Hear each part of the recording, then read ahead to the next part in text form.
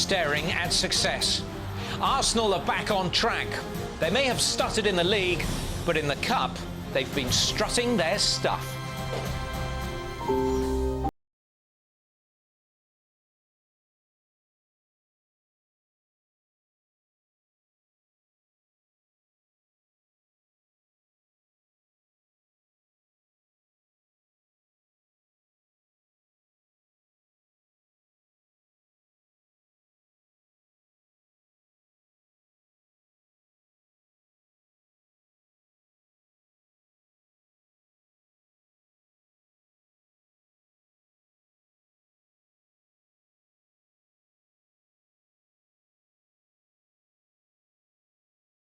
Out of the blocks early, but now lacking the stamina to keep going.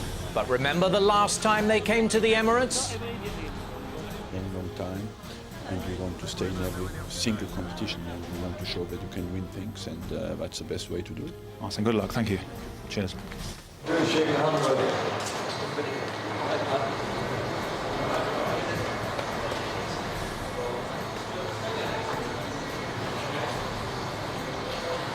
But if Phil Brown can conjure up another surprise victory, a place in the last four for the first time since 1930 awaits.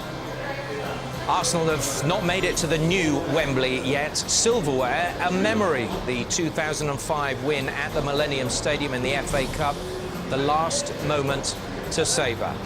But if they're finding form right now, it's the best part of the season. The season is reaching a crescendo. So we end our three-day stint in the capital with a cup quarter-final. A place in the last four of the FA Cup, sponsored by E.ON at stake.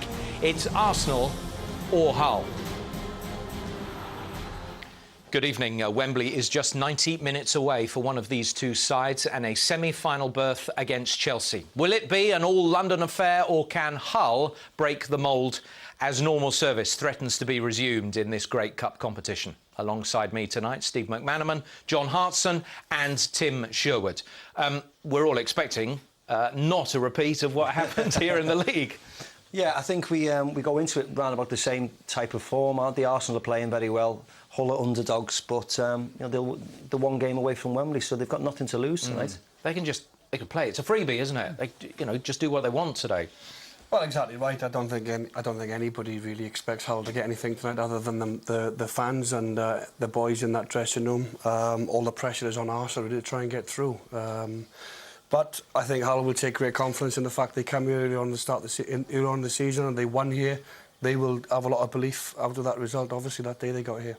Yeah, they can't they? It may have been a long time ago, and form has changed so much since then. Yeah, Phil Brown will be telling them that there's an opportunity here tonight, but I can't see it happening. I think Arsenal have turned the corner. They look great, free-flowing, ripped Blackburn apart on Saturday, could have scored more goals. I expect them to score 3 or more goals here this evening. You're the best. Yeah. We'll be hearing a little bit more from the guys in just a minute, but first let's get the all-important team news with Dan Rowan. Thank you, Angus. Well, I can tell you that Arsene Wenger's rotation policy continues here this evening at the Emirates. 6 changes from the side that beat Blackburn so convincingly at the weekend. But the good news, above all else, for all Arsenal fans, is that Andre Arshavin, who was in such good form against Blackburn at the weekend, does start despite that foot injury. Let's have a closer look now then at how the hosts line up here this evening. In goal, Fabianski comes in for Almunia, who has an ankle injury at the back. Sanya Gallas is reintroduced to the side in place of Toure, Giroud and Gibbs, who comes in for Clichy. In midfield, Theo Walcott continues alongside Song, Diaby, Arshavin, as we said. Van Persie, who captains the side, is reintroduced to the team alongside the Mexican Vela. That is Arsenal. What then of Hull, the team who beat them in September? In goal, Bo Myhill comes in for Duke. At the back, Ricketts, Zayate, Gardner and Dawson. Michael Turner is injured with a groin strain. Fagan, Giovanni, Ashby and Barmby, Halmosi, and up front on his own perhaps is Manucho, the hero of that win against Fulham the game before last. Hull will be confident, of course, after that victory and the draw against Newcastle. They were here, of course, in September. They won. It was a match that Arsene Wenger admits made him feel physically sick. We'll have a chance to speak to him in a few minutes' time, so join me then. Dan, thanks very much indeed. Do you get the feeling that Arsenal are just beginning to click as the players come back? Yeah, of course. I think everybody feels like that. They're playing very well of late, scoring lots of goals. Arshavin's come in and played very well. Walcott's back. We all expect Fabregas to be back very soon. Adebayor. They're playing well at the right time of the season. It's too late for the Premier League, but it's certainly not late for the FA Cup or the Champions League. Or the Champions League. They've been impressive, haven't they, in the Cup? Seen off Cardiff in the replay. Yeah. Leicester teams. And Burnley as well, yes. Yeah, you have, and you know, they absolutely annihilated Cardiff and Burnley. As you say, Leicester teams, you would expect Hull tonight to be a lot stronger, being a Premiership outfit. You'd expect Hull to have more efforts on goal really than what both Cardiff and Burnley did, and I think admittedly Cardiff and Burnley came here and they were a bit overawed by the occasion. Yeah. I think Hull will come here tonight, as I said earlier on, with the belief that they can get results. You having already won here this season, they'll know they can do it. I think they're quite small, aren't they, Hull tonight? I know they've got big. They're not the big physical towering presence that they was the last time they came in with Kusan. Scored I from just free look at them and I kick. think, you know, Giovanni, you know, Nicky Barmby, Halmosi, Fagan, and it might play into Arsenal's That's a way to threaten Arsenal, you feel? Well, I think so, and I think the Burnley only had one corner, I think, or early on in the game caused them problems, and I think that's one way to get at Arsenal. I don't know whether, you know, Zayate is a presence and Anthony Gardner is as well. We know that, but whether it'll be enough to really. This is a huge game for Arsenal. They need to win a trophy. 2005, since they last won anything, it's not good enough. You know, for a team like Arsenal, they have to win here tonight. And they don't want to replay. It's never been to the new Wembley. Yeah, exactly. You know, Arsenal, it's an opportunity to go there and play Chelsea. It was a massive showpiece. I mean, you talk about beating the lesser sides. They saw off Blackburn pretty comfortably as well, 4-0. Yeah, they did, and their league form here hasn't been great. And also, I think he's saying there that he doesn't get the final touch. Right, fighting in there now on all fronts. There's a man really care. Gone out there and showed them what he can do. It takes a lot of heart to step up and take that penalty. He scored goals recently. He scored one in the last round, didn't he, against Cardiff? Yeah. You know, stepped up in Rome for a penalty, and he chipped in for a couple of the week against Blackburn on Saturday. Yeah, that's why Arsene Wenger has kept faith with him. The Hull form of late, we've slightly alluded to it, and they've had 2 decent results just to take them away from that worry of falling down the table. Yes, they have. They started this season. They were the surprise. You know, they were up there, weren't they? Right up there. Came here very early on to start the season. And this was a win that they really desperately needed, because it just got them away from that pack round about the bottom area, if you like. At the weekend, I'm not too sure. I'm not too sure whether Phil Brown will be disappointed the fact they couldn't beat Newcastle, another struggling side at home. But I think the most important thing was they come into Arsenal tonight on the back of 2 very good results. They should be full of confidence. There's a fabulous header there from Giovanni, got up really well there. I think John's right. I think the result against Fulham away has given them an opportunity to really have a go for this tonight. They're still not safe, we know that. But, you know, getting another point on Saturday, really, you know, why not? Let's have a go at this tonight. It's a chance of getting to Wembley. Great payday for the club as well, which they're going to need the finances if they're going to strengthen to stay in the league next season, if indeed they stay in there this year. Well, exactly. Yeah, it's no surprise that the Hull are the outsiders, clearly, to win this trophy at 50-1. It's well, we know Chelsea supporting tonight, don't we? Yeah, exactly. They want to play Hull in the semi-final, don't they? Yeah, I think so. I think it goes without saying, doesn't it? The other 4 teams above Hull there, you know, they will be very close. We saw Tim's mob, Tottenham take Manchester United very close in a one-off game at Wembley, and I totally think the other semi-finals will be a toss-up. I've said that before. I think they'll be very, very close. Very close. OK, good stuff. Well, he's a Hull fan, and he's chosen to end his career at the team he used to support as a boy. Well, Nick Barmby is still pulling on his boots when these 3 gave up years ago.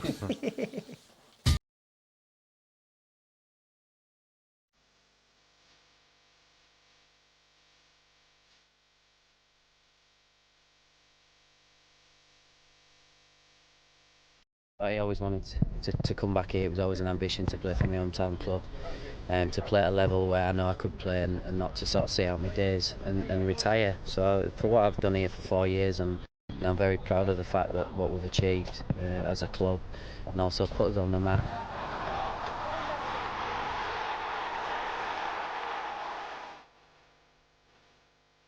We needed to stop that rot. We did that, grinded out a great result at Fulham. The manner in which we won the game, you know, Fulham Obviously, we're unlucky on the night. They played very well, but it just shows the commitment and the attitude of all the players. It is a squad game. Gas come on as sub, and obviously Minuccio nicked the goal at the end. So it's, you know, all the lads who've been in the squad, you know, they've come in and done well for the club. So we knew that we'd go on a run like we did, but you've just got to get over it as quickly as possible, and hopefully that is the catalyst, like you said, the Fulham game now, for us to go on a good run.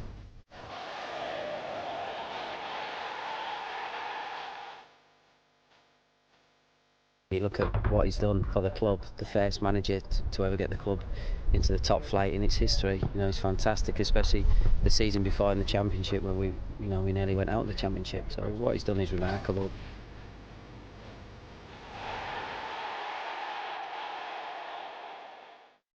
You know, we're having a good cup run, which is always nice. I mean, our bread and butter is the Premier League. I think anyone would admit that, any club. But it's fantastic for the fans to be in a quarter-final and playing the big boys at Arsenal, and obviously seeing the semi-final draw, because we was in it, with a mention of Arsenal, Chelsea, Manchester United. So it's fantastic.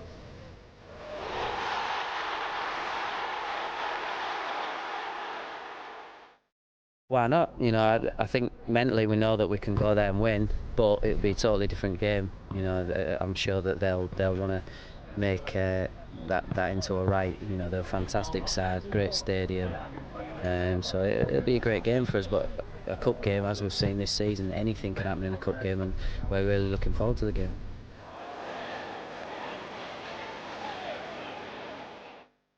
I've achieved in my football career more than, you know, what I ever imagined, to play for your country and to play for top clubs that I've been lucky enough to play for, to play around the world and won things. That's what you thrive on as a footballer, to play in front of big crowds and to entertain and to win games for your club. You know, it's a joy to play football, and I consider myself very lucky. He's had a good career, hasn't he? Yeah, he's had a great career, as he said, represents his country at the highest level. I don't think you can ask for more than that. Quite a bold move, though, wasn't it, to go to Hull? I mean, it may be your hometown club and the club you may have wanted to play for, but to drop divisions and... He probably would have stopped playing. I think he says there that he wanted to end his career before hanging his boots up. He wanted to go and play for his hometown club, and obviously whoever the Hull manager was at the time gave him that opportunity, which was great for him to end his career on such a high for him personally. And there was a bit of money around the place as well. He's always been a good player. I think he's a tremendous player and a good professional. I think he gives them a lot more than what you actually see on the field. I mean, the young lads who, for the youth system there at Hull, they must be looking up, and the manager, Phil Brown, can say, this guy's a great example. I think so as well. He probably attracts players, and he's probably attracted players to Hull because he meant there. And here is Phil Brown. He's just walking over towards Daryl Curry, our reporter. He's on his way. Yeah, he's on time. Here we go. Phil, the last time we spoke at this ground, you were running up and down that touchline. What were your memories of that night? Very fond memories, obviously, because of the win more than anything else. You know, I mean, it was probably performance-wise, it was probably one of our best performances of the season. Coincidentally, one of the best results of the season was at Fulham about a week and a half, 2 weeks ago, which was a timely reminder that we can still win games at this level. We'll come back to the Emirates today, and okay, it's a different parameter, a different game because it's the FA Cup, but there's so much at stake here that, as you can see from Arsenal's team sheet, they've got full-strength team. Near as damn it, and we've got full-strength team as near as damn it. That your fans and the local media voted this game here earlier this season the greatest game ever in the history of Hull. I mean, for you, was it that big a day? At the time, of course, it felt that way, you know, because you come to such a wonderful stadium, you know, what a great place to play a football, you know, week in and week out, and you come here not only upset the odds to a certain extent, but also played some good football that day. And whether you deserved winners or not, it doesn't matter. It's the result that mattered that day. We knew there was a weakness, if you want to call it a weakness, in terms of set pieces, and that actually paid dividends. And we needed a little bit of magic on the day from Giovanni, and he provided it. So much more of the same today. A lot of people will be surprised by your team. It looks like you're almost playing 4 strikers today. I think it's a one-off situation, you know, where you come into the quarterfinals of the FA Cup, and I know I spoke to my mate Sam on Saturday and Sunday and asked him about tactics and game plan and whatever. He was going to park the team bus in front of the Arsenal goal to frustrate. It's much in the way that Sunderland, West Ham and Fulham did and got 0-0 draws. I think there's no doubt about it. That is a game plan. But when you concede 2 minutes into the game, that has to go out the window. Now you have to come out and attack Arsenal. At the start of the game, I think if we get on the front foot and start playing the kind of football that I know we can play, then our confidence might grow.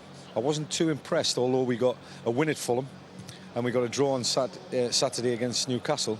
4 points from 2 games. Of course, I'm impressed with the return, but I wasn't impressed too much about the amount of football we played. So hopefully we'll get back to some football tonight. You weren't impressed with the way Giovanni came off a few weeks ago, but he's been back to his best recently. How important will he be for you tonight? He's one of a team. He's one of a group of players that have got a game plan and have to stick to it. And Giovanni's part of a team, and he has to maintain that. He has to understand that.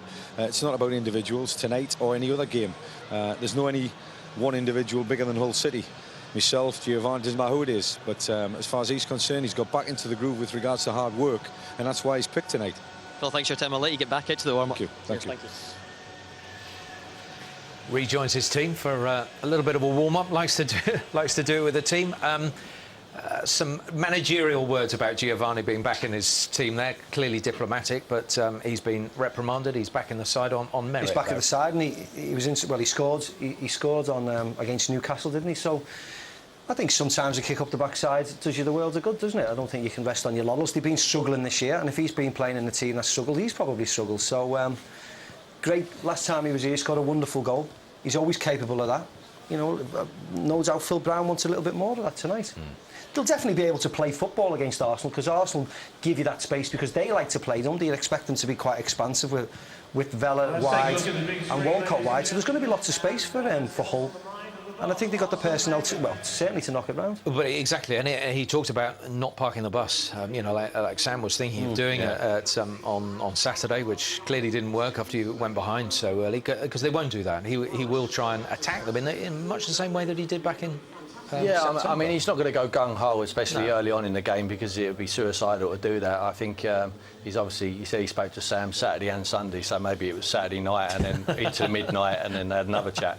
I'm sure Sam's just said to him, look, good luck, Phil. You know, it's not easy. The pitch is fantastic. They're all world-class footballers, and you're going to be up against it tonight. You're going to have to run around a lot and do your best, but that's what they can do. And as we said, you know, last 2 games, the results in the Premier League have given them the opportunity really to have a go at this tonight. Yeah, another man who's scored recently for Hull is, of course, Manuccio, who will be a presence that they were talking about from set pieces earlier on. They knew they were vulnerable earlier on in the season. I wonder if they're still as vulnerable this part of the season. Well, he's got a huge task, a job on his hands tonight, Manuccio. We know a lot of responsibility. We'll need to get hold of it tonight on a zippy pitch, if you like. He needs to get into his feet. He needs to be strong up there, bring others into play, and obviously he needs to be that goal threat for them as well. You know, he'll be relying on players like Giovanni and Barnby to get up and support him. Yeah.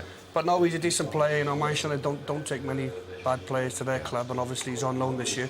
And Sir Alex Ferguson, that will be watching to see how well he's doing and whether he's good enough to come back into the Man United setup. What do you think?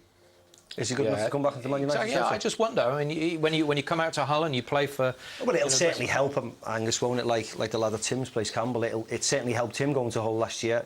Whether he's good enough for the Manchester United team, I don't think so. I haven't seen him a lot this year, but I've certainly seen him a couple of times. He's come on fleetingly as a substitute. And I know it's hard to come on as a substitute, but I'd certainly need to see more of him. The main thing is that he scored that winning goal against Fulham in the last minute, so he's instantly a bit of a hero up there, isn't he? Yeah, we've talked about a lot about the game earlier on in the season, where Hull beat Arsenal, of course, 2-1 here at the Emirates back in September. We better show you a bit from it now. It's going to be a shock if they get anything here today. They'll be tough, they'll be tackling, they'll be closing them down. Everyone expects Arsenal to go and roll them over. It might not happen like that.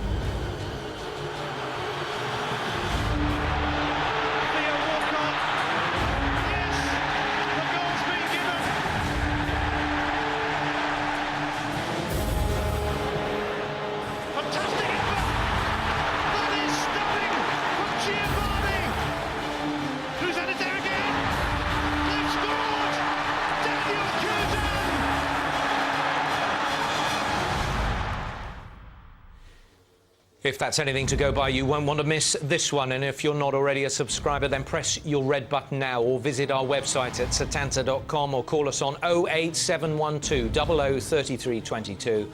Or if you're in the Republic, it's 0818 20 30 40.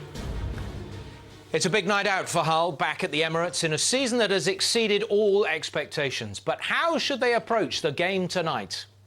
We've got to fight a bit of the battle in the Premiership, but to go for some trophies would be awesome. So if it was me, I'd put it at the top, put the strongest squad out, and we can do it. We've beaten before, we'll do it again. For Hull City, it's a big day, but the priority must be to stay in the Premiership. I've seen them going through all sorts of things, but never get to this position they are now. It is fantastic. We've shown that we're hanging in there in the Premiership, and it's a nice distraction, but as long as we survive in that, then let's go for it. Wembley all the way. Look where we are. I think where we've been. Yeah. I think we came past Luton. No offence, Luton. But it's not this, is it? And don't forget, we're unbeaten at Wembley. Marnock against Motherwell from 11:30. Then we move down to St James's Park for the Barclays Premier League clash between Newcastle and Arsenal, starting at 4 o'clock with our results service. And then Sunday, back up to Scotland. It's Tannadice for Dundee United against Celtic at 1. Well, Arsenal can't contemplate another defeat to Hull. They know the importance of tonight's game. Absolutely immense. If we don't win tonight, we'll be absolutely gutted. I think the FA Cup at the Champions League is big for us this year. If we win this game, then I'm sure we go ahead and win the whole thing. I think we're going to do it. I really do. I think we're going to go all the way. FA Cup was something which we could be proud of winning this year. It's incredibly important for Arsenal fans because it's kind of our big chance for a trophy this season. The Champions League is great, but the FA Cup final is the best game of the season. Got to be there. Got to be there. Standing in their way tonight, Hull, and here is the Hull chairman, Paul Duffin, with Dan. Thank you, Angus. Yes, you're right. Paul Duffin is alongside me here, pitch side. Paul, good to be back. Absolutely. It brings back all those memories from September, and great venue to play football, and we're looking forward to tonight. They say lightning doesn't strike twice. Could it, do you think? Well, I mean, you know, it's an evening where there's no pressure on us, and certainly we've got very good memories of playing here, and the 5 away games in London so far in the Premier League. We've won 3, drawn 1. So, yeah, I mean, for us, I think we could absolutely make it strike twice. There's been signs recently, Paul, of a revival with Hull. How confident are you going into tonight's game? I think for there to be a revival, there has to be something that was bad first, but I think we felt that the momentum has been there the whole time. We've had some really rough luck and the results haven't come, but certainly now that we seem to be getting our fair slice of luck again, there's no doubt the enthusiasm of the lads is there, and the squad's very fit. We've got 26 out of 28 players available for selection, and that means Phil has a chance for a bit of squad rotation of his own this evening, which is really positive. Given the relegation battle that Hull are in, Paul, is the FA Cup a welcome distraction, or could you do with concentrating on the league? Well, I mean, I think if we're in a relegation battle, then so 13 teams in the Premier League, so we're very happy where we are. I don't think it's going to be a high total to stay in the Premier League this season. The FA Cup is always very welcome for us because it gives more guys match time on the pitch, which is terribly important. And also it gives us a chance to step outside the Premier League. It gets very intense, and we've had some good results in the FA Cup, and that gives us good momentum going back into the league campaign.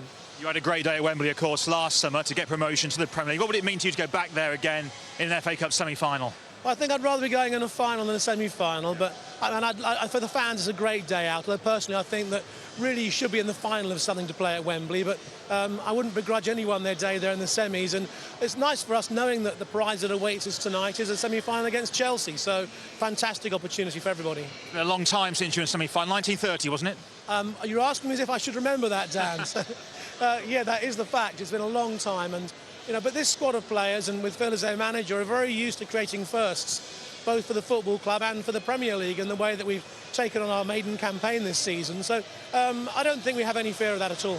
Paul Duffin, Chairman of Hull, enjoy your evening. Best of luck. That's all for us for now, Angus. Dan, thanks very much indeed. I think that the chairman there is perhaps not remembering various parts of the season where they were in free fall. And I know he was saying that the momentum was going with them, but I think to have stopped that rot, as it were, that was setting in, that saw them drop from 4th, down to where they were, and in real trouble, is actually an achievement, because once you start... I think so, and I think it was Nicky Barmby said before, to be honest, Fulham hammered them, really. They got a result right at the last minute just by sheer grit and determination and hanging on, and they got the result that they probably deserved in the end. Tonight is just a showpiece for them, and to come here to enjoy themselves, to try and get another victory. But I think it's important to... You know, there is many teams below Hull at the moment, and Hull have got a good little run of games. They've got Wigan, then they've got Portsmouth, and Middlesbrough coming up. Whereas, I don't know, if you look at teams like Newcastle, for example, have got Arsenal, they've got Chelsea coming up, they've got a difficult task at Stoke. So there's teams far worse off than Hull. Yeah. They've more or less done enough, Hull, do we think? I mean, well, just if we're going to talk about the league, or is that... I don't know. I I still think they're very much in the mix, I do. As the chairman said there, realistically, there's about 8 or 9 teams that can still finish third from bottom. I think we've written West Brom off everybody. Not sounding disrespectful, but they have an awful lot to do. But I just think it is a welcome distraction for Hull, because it's about playing well as well and performances. Yeah. If they can come here tonight, even if they get beaten narrowly and play very, very well, they can take that to Wigan at the weekend, knowing full well that they're in decent form. But it's a massive achievement anyway for Hull, from where they've come from, to be in a quarter-final of the FA Cup and possibly the semi-final. Definitely, and someone offered them the position in the league for 33 points beginning of the season. With so many games left, they would have took it. You know, it's just because, I mean, they're a victim of it at the moment, Aston Villa, because they've been in a full position, they're dropping away, everyone's criticising them. It's like Hull, they've been up there, coming free-falling, as you said, and it was a dramatic fall from grace, and I feel that they've stemmed the flow now. Yeah, absolutely. OK, let's get a word with the Arsenal manager, Arsene Wenger, now. He's looking for his first trophy here, of course, since 2005. That was the FA Cup then at the Millennium Stadium. It's been a barren spell since. Here he is with Dan. Arsene, the last time that Hull were here, they produced arguably one of the shocks of the season. Does that defeat still hurt? Yes, every defeat hurts forever. But they were on high, and they played very well. And watched the game again today. We missed some good chances on the day. And we have a good opportunity at the Emirates to go to the semi-final. So let's put that game in behind us. In between, we have gone to Hull and won there. And so we know we can beat them. Was it a fluke, do you think? It couldn't happen again, could it? You don't think like that. I believe the result of a night is down to the performance of a night, not to what happened 6 months ago. It's how well you play tonight that decides the result. Hull's early season form seems like a long time ago now. Because of the relegation battle that they're in, do you feel that they're less of a threat now than they were then? We don't expect any weakness from Hull. We are prepared and focused to produce a good performance tonight, no matter against who we play. And I believe that's the best approach. Does that defeat serve as added motivation? Are your players going in to make amends? No, what is our motivation is the possibility we have to go into the semi-final of the FA Cup, and we want to take this opportunity. Arsenal seem a revitalised team, Arsene, over recent games. Do you go into tonight's match with more confidence, more momentum than you have done for a while?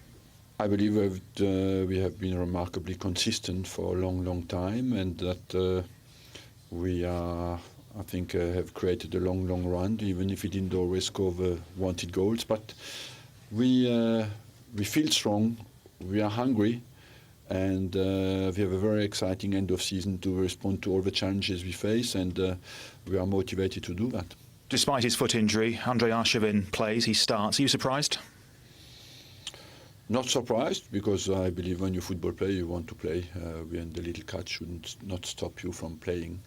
And so I'm not surprised. I believe that that's normal. And as you said, Arsene, you're 90 minutes away potentially from an FA Cup semi-final against Chelsea at Wembley. What would it mean to you and to the players to be back at the National Stadium?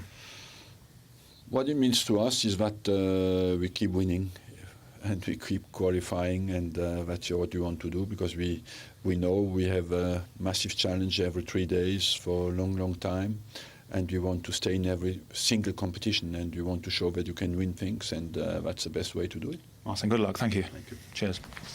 Do you think Arshavin plays and can and want to play like that because he's not playing in the Champions League, can't play in the Champions League, so limited to domestic football? He's probably just fine, isn't he? I think, you know, when you're fitting well and you're playing well and you're confident, you want to play all the time. The last thing you want to do is sit on the bench with a foot injury. I mean, his foot must be fine. We're saying that he's got this traumatic 8 stitches in his foot as if it's fallen off. He must be absolutely fine and he wants to play. 5 appearances since November. Don't forget they were on a break over there, you know, so he's not had a lot of games. He's probably just come through a pre-season. He's probably getting to his sharpest spell as now. Johnny said, he scored at the weekend, played very well, man of the match. He'll score tonight.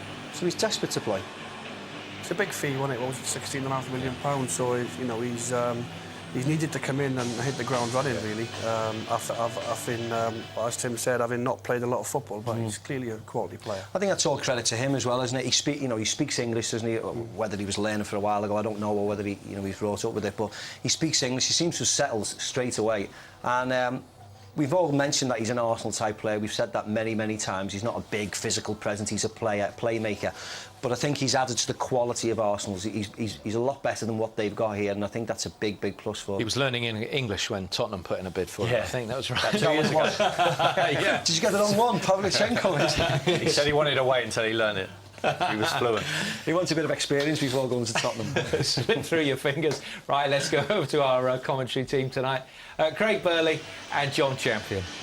Thank you, Angus. Good evening, everybody. Simple question for you, Craig. It's happened once. You were here to see it. Hull winning at the Emirates. Can it happen again? Well, there's obviously a possibility, John, it can happen again, but I have to say the carrot been dangled. There's the London Derby, Chelsea semi-final at Wembley. Arsenal are in form, they're back scoring goals. Hull have picked up some points. They were positive when they came here in the league. Will they do that again tonight? Certainly their team would suggest that. But, as I said, Arsenal are big favourites for this game. I do think if they click, John, they will go through and they will meet Chelsea in the semi. Well, let's have a look at the players on duty this evening. The Hull manager, Phil Brown, has chosen a lineup that he hopes will surprise Arsenal. 5 changes from Saturday, the majority enforced. Michael Turner has a groin injury, Kevin Kilban is cup-tied, Daniel Cousin is given a rest, Dean Marney continues his ban. It's a side, though, built to attack. 4 of these players have turned out as strikers this season. There's a return to the broad stage for 35-year-old Nick Barmby, another chance for Giovanni to confirm his renaissance, and in goal, Boaz Myhill returns. Well, look at this Arsenal line-up here. Fabianski in goal. Sanya, Gallas, Giroud, Gibbs again plays in the FA Cup. If you look at the wide positions there with Walcott and Arshavin, they really should get a lot of service and a lot of pace out there. They will float about. They've got Song and Diaby in the middle that can just sit in there, 2 big strong lads, and just pick up any pieces. So the wide guys should have a licence really to get forward. Van Persie, you'd imagine, would be the furthest forward because Vela will float about as well. But what he is getting, Arsene Wenger, is getting a sign that his fringe players can come in and do a job for him, and that is important. So this is the Hull lineup, and it does show those changes from the weekend, ones that Phil Brown was always likely to make. Some of them were enforced. The shape of the side, though, is one that will interest Arsenal in particular. Yeah, I mean, again, you just look at the side and, you know, they've got, you know, plenty of experience at the back. Zayat and Gardner, 2 big lads back there. Ashby will sit, of that there is no doubt, and it's going to be a big ask for him this evening, because if you look at Fagan, Giovanni, Barbie and Halmosi, they'll all look to get forward now. How positive are they going to be? How much are they going to get back and help Ashby in there? Because no doubt Arsenal will dominate possession. And what kind of service can they get up to Minuccio? They certainly did when they played here in the league. They got plenty of decent ball up to Cousin. They got Giovanni in support. Both scored to take the victory. But it's going to be a bigger task, I think, for me tonight. So those are the lineups. This is the 3rd time that Arsenal and Hull have been drawn together in the FA Cup, and both previous ties have required a replay. The more recent occasion, still in truth quite distant. It was the only time that Hull have played in a semi-final in 1930, when a 2-2 draw at Elland Road preceded a 1-0 Arsenal victory at Villa Park, when David Jack, the most expensive player of his era, scored the only goal. The Emirates at this stage by no means full, but it's amazing how rapidly spectators get into their seats in the final few minutes before kick-off. The crowd expected to be not too far short of the regulation figure of 60,000 here. So 1 or 2 faces relatively unfamiliar, among them Lucas Fabianski, who replaces Manuel Almunia in goal for Arsenal. Almunia has this problem with his ankle, incurred in the challenge by El Diouf against Blackburn here at the weekend. Fabianski, an able deputy, was always going to play in this game anyway, and Arsenal hope that Almunia will be fit to turn out in the Premier League at St James's Park on Saturday. The officials led by Mike Riley. Ian Ashby, whose inclusion in the Hull side comes despite the fact he's on 9 yellow cards. And a 10th this evening would rule him out of 2 potentially very important Premier League fixtures. No need, though, for Hull to fear these surroundings, is there? They are one of only 3 teams to have won here during that part of the autumn when they were playing their own version of fantasy football. Giovanni scored one of the season's most memorable goals on that occasion, and only now is he showing signs of returning to form. And a big night too for Nick Barmby. 16 years since in Tottenham's colours he faced Arsenal in a Wembley FA Cup semi-final. One that brought him disappointment, as indeed has this competition as a whole down the years. Well, as kick-off has approached, so the temperature has dropped markedly, and it's a decidedly chilly North London night into which these players are about to emerge. Chelsea await, Wembley beckons. For Arsenal, quarter-finals commonplace. For Hull, occasions to savour. Their first foray into the last 8 since 1971, and kick-off is next.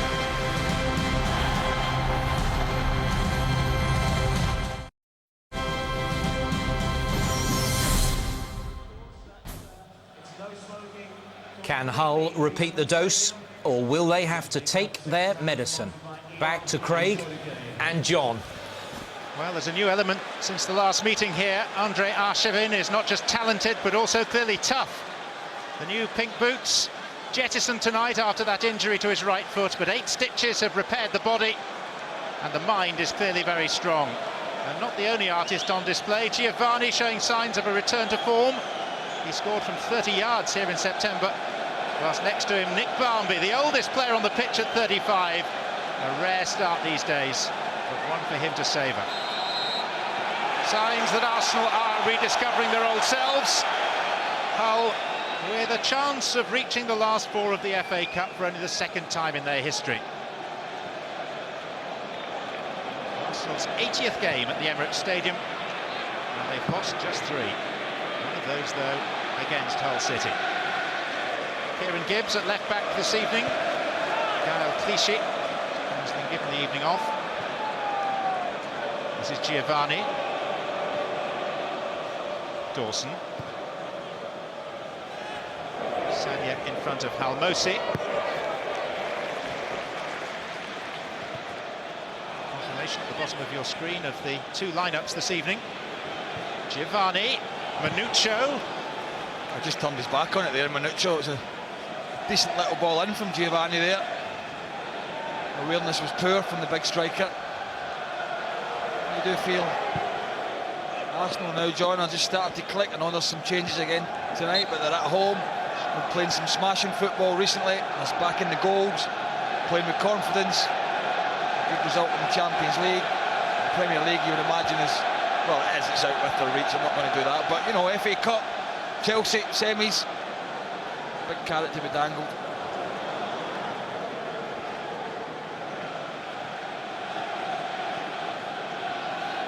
This is Song. Diaby. Now Sanya. And a shot in the back by Dawson on Walcott. Riley was in charge of the 2002 FA Cup final, Arsenal's 2-0 win over Chelsea. Here's Walcott. Now Fagan. Looks for the striker Manuccio, and Manuccio brushes aside Giroud. Has to do it all himself. There is now support. It comes from Halmosi. Fagan. Arsenal with men back in numbers, but possibilities there for Manuccio. Well, they had support from Nick Barmby, but I thought the least he would have expected to do was have a strike. He wanted to drive right across the edge of the penalty box there, the 18-yard line, just pull the trigger. It was very sloppy from Giroud at the back, as you said, though, John. It was interesting enough when Walcott picked the ball up there.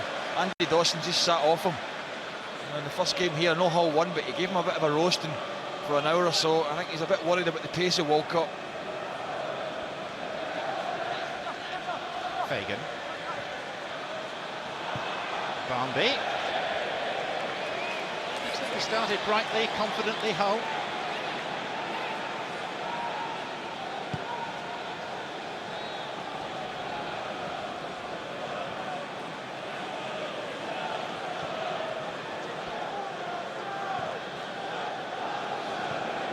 Arsenal's run, one defeat in 19 games now in all competitions. It's that second leg of the Champions League tie in Rome. Hull not losing so many, 2 defeats in 8. Not winning enough. 2 victories in 9. Song caught by Barmby, but the advantage played. Gibbs. Van Persie.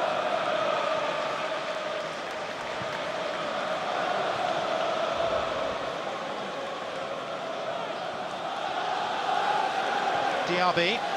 Song. Van Persie.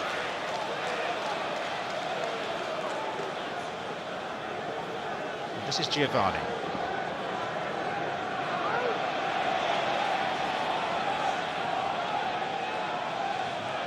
Ashby.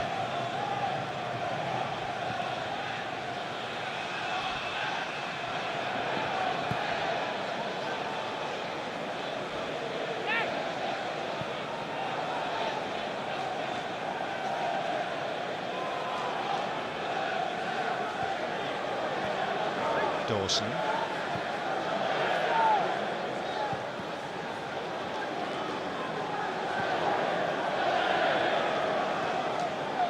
Giovanni. Almosi. Barmby. Gallas in front of Manucho.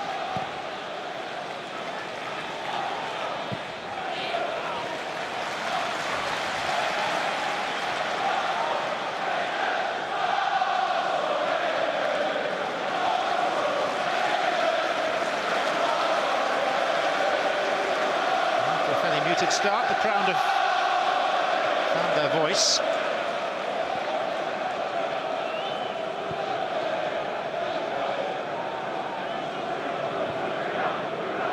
Bakary Sagna. Theo Walcott. Vela.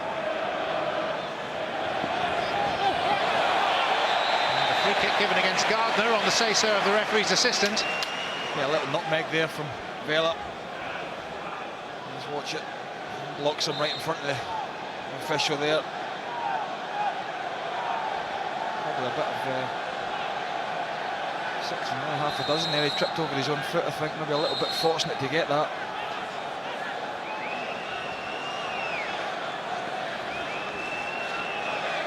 There's real threat on the Hull goal. Van Persie. Kept alive by Vela. Walcott to shoot. Loops high off Dawson. Van Persie. Goal kick. Well delivered though by Robin Van Persie. Arsene Wenger, 4 times an FA Cup winner. Only Sir Alex Ferguson has annexed the old trophy more frequently, and next to him, happy 60th birthday on St Patrick's Day to Pat Rice.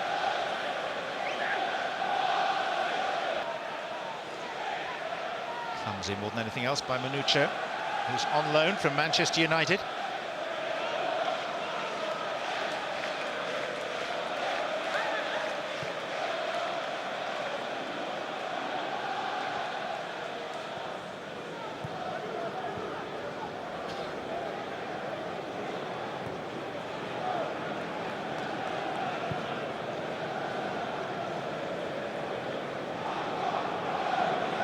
Gibbs. Van Persie. Here's Sagna. 4 in the middle. Block was by Peter Halmosi, the Hungarian.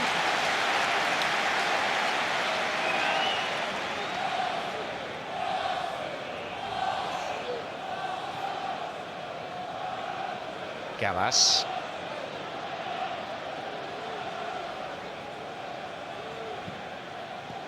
Walcott. And Persie has just pulled back here. Walcott couldn't quite find him. Giovanni.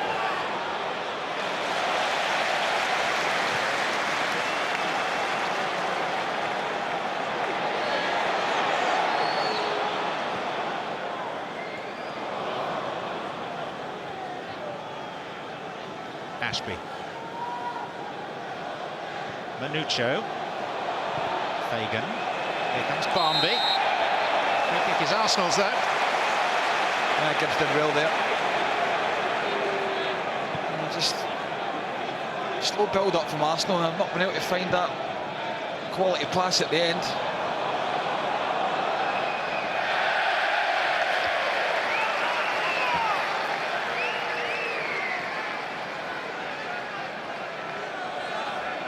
The express hope from Hull's manager Phil Brown was that Arsenal would be taken aback by his selection, both in terms of personnel and shape. Certainly pretty positive. 4 players in his lineup who've turned out as strikers this season. And an army of around about 2,500 Tigers supporting them. And just in the way they're playing tonight, with Manucci up there on his own, they've got 5 in the middle, so pretty congested in there. So Arsenal have got to get it wide, really, because that's where their creative players are. Shavin, Walcott, they're going to do something more than, say, Song and Diaby in the middle. Interesting to see if Hull can nullify that.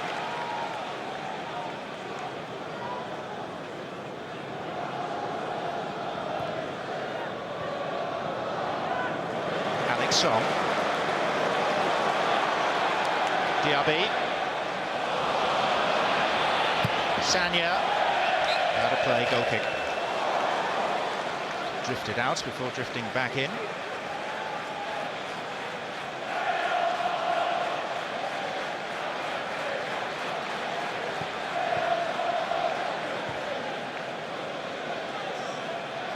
Myhill has regained his place. Brian Horton is in communication with Phil Brown. Director's box to touchline.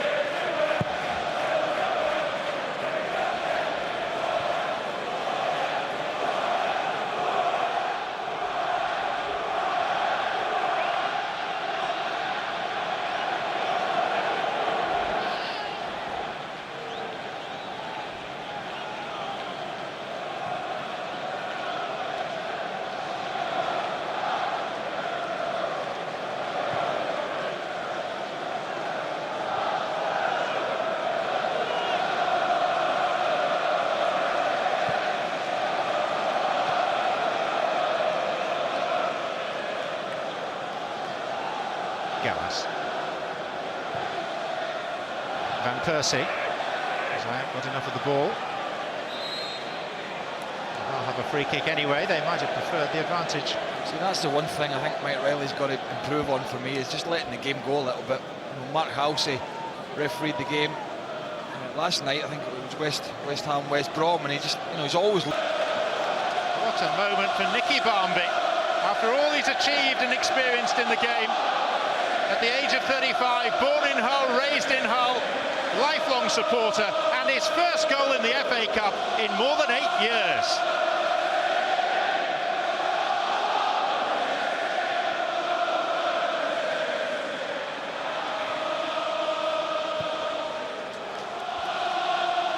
And the noise you can hear, such as it is that generated by the travelling supporters. Arsenal's fans stunned into silence.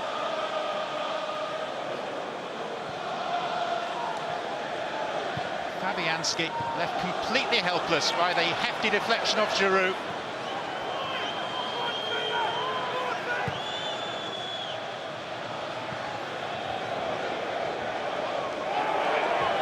The first goal conceded at the Emirates Stadium by Wenger's Arsenal in 770 minutes, just short of 13 hours. And there's the unlucky defender, Johan Giroud. Forward by Gallas, on by Vela, down by Van Persie. Vela still. And here's the goal scorer Barmby, now just one short of a career century of goals.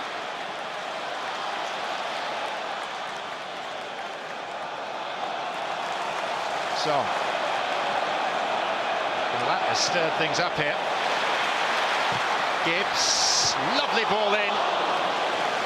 Van Persie seemed a little surprised that Zayat didn't get part of it. It is a goal kick. Yeah, I certainly felt Zayat was going to get his head on this here. I think, as you said, John, that's what surprised Van Persie. Gardner did well in the end because he stuck his head in there as well. But let's have a reminder of the goal that's given Hull the lead. He actually made a run in, Nick Barmby, and the Arsenal cleared the ball out, and he just found himself back in as it was hooked in. And his only thought was to go for goal. The deflection off Giroud gave Fabianski no chance whatsoever.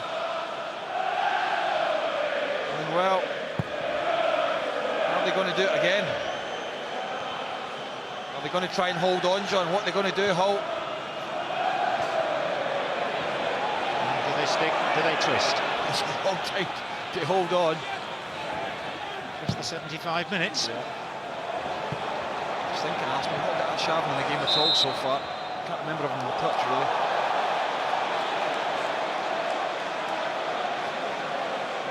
Well, they proved quite a partnership, Phil Brown and the still relatively new chairman Paul Duffin.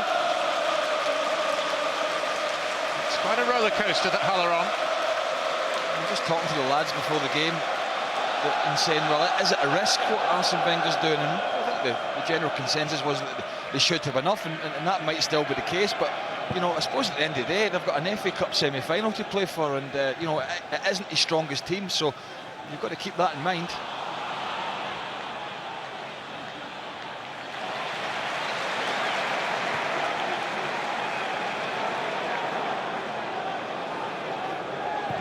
Gallas.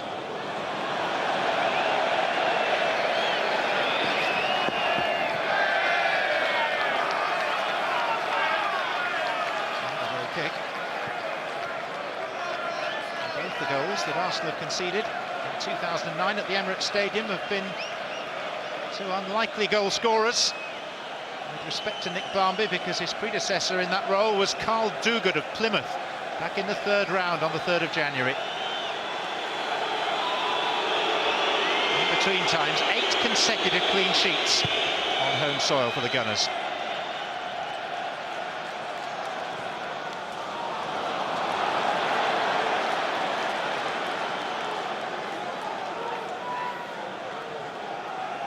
Cutting a slightly agitated figure already, the Arsenal manager. He's just had a word with the 4th official, Mike Dean, about what he perceives already as time wasting. Manucha, Halmosi. Of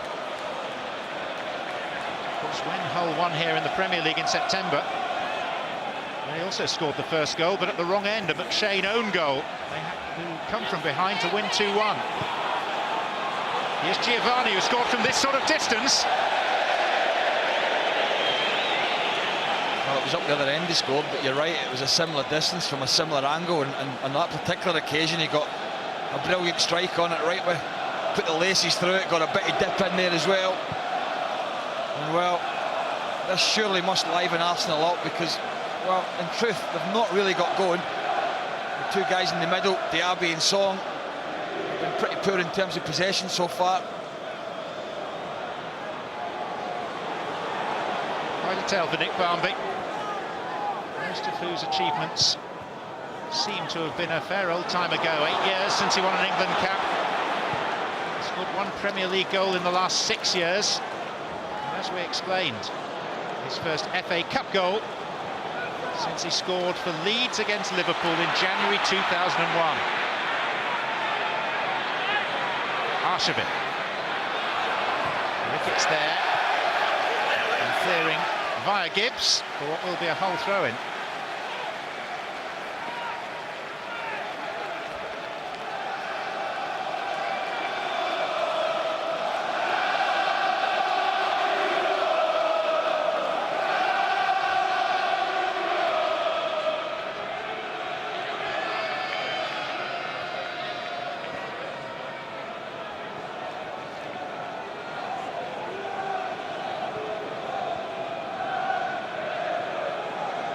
Song, Gallas,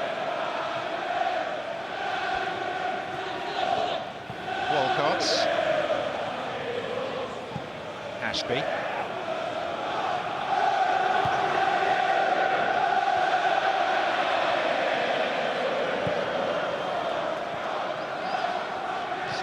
defender.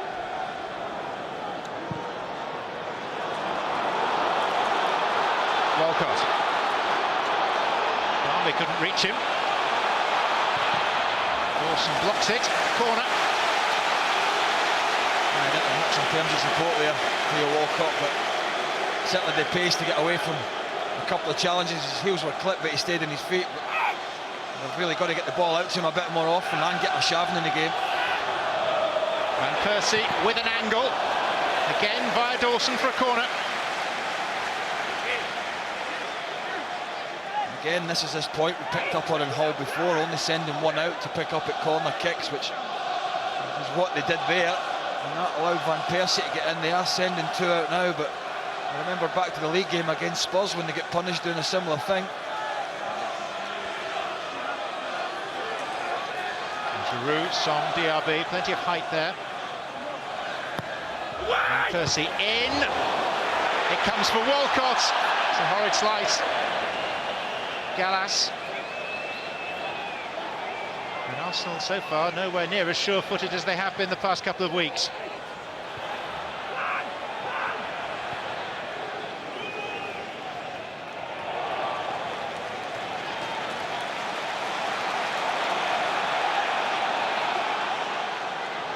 Diaby. Zayat.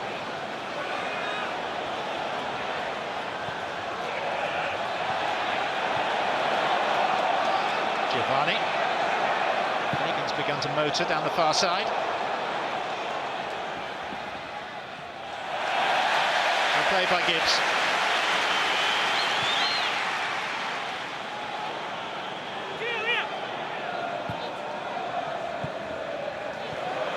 Walcott. Alex Song.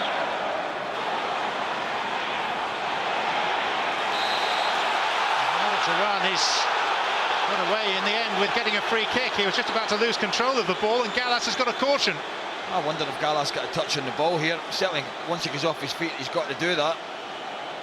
And he does actually, gets a little nudge on the ball, then takes the player. It's only the finest of touches. You can see there he gets the ball. I think that's an incorrect decision there. Not only the free kick, but the yellow card as well. I think that's why he looks so frustrated there, John. What it's given Hull is a very good position. And that frustration would be as nothing if Giovanni could conjure up some of his Brazilian magic from here. And Mike Riley was right on the spot. You can see the ball moving, move direction. There was a faint touch, but anyway, he's given it. They've got to deal with it. There's the man.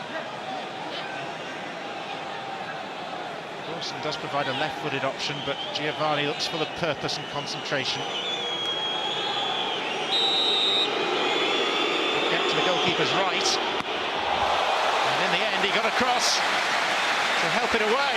Yeah, it's a good save. I think the only thing that's in his favour here, that there's just not quite enough pace in this from Giovanni. He goes more for precision than pace, and that just allows Fabianski to get across. Phil Brown frustrated. He could have sensed the second one there, which would really have put the cat among the pigeons. It's Dawson. They haven't picked him up. It's offside. Nick Barmby denied a second. Well, Arsenal are sleeping here. I'd say they've really got to wake up, Arsenal. It's as simple as that. FA Cup quarter-final, fellas. Got to do better. He's having a shot here. Just offside. Kieran Gibbs, I think it was, that stayed in. And again, Phil Brown thinks he's got the second. Nick Barmby frustrated. It was very close.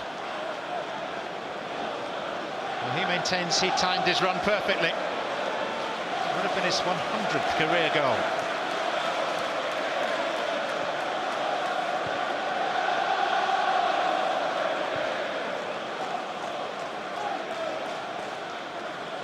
Arshavin, a lovely turn. Vela. Arshavin wants it back and has it. Zayat.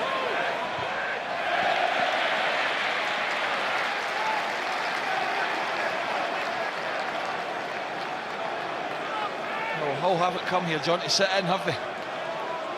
That's for sure. boy, this Arsenal side need a wake-up call. Diaby.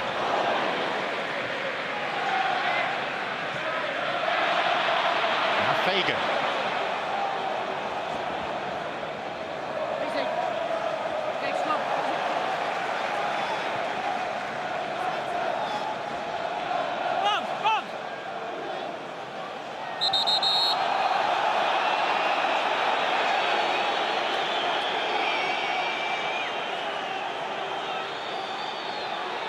Saying unbelievable.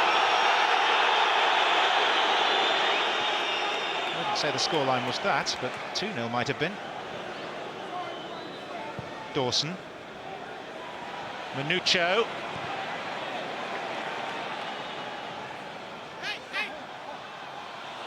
It's Hull's ball.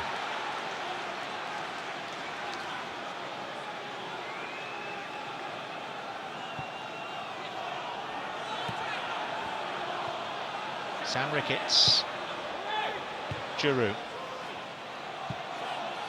Those better results have come away from home. Draws at Chelsea and at Liverpool. The win here.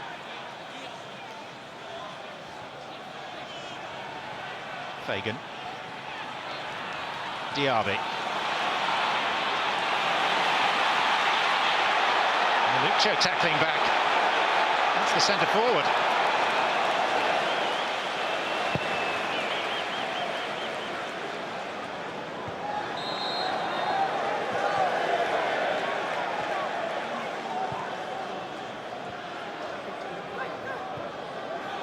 Sanya.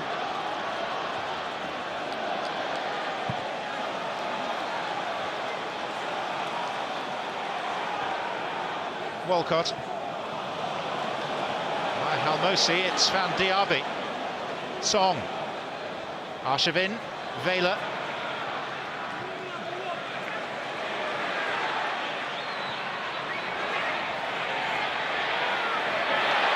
Careless by Fagan. Robbed by Gibbs. Over elaboration by the Hull player. Yeah, it's one thing you don't want to be doing, because so far well, it's been pretty comfortable for them.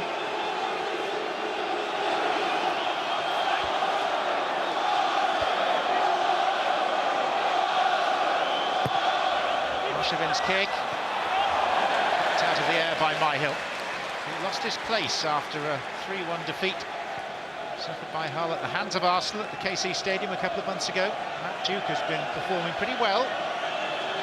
Myhill back in for the cup.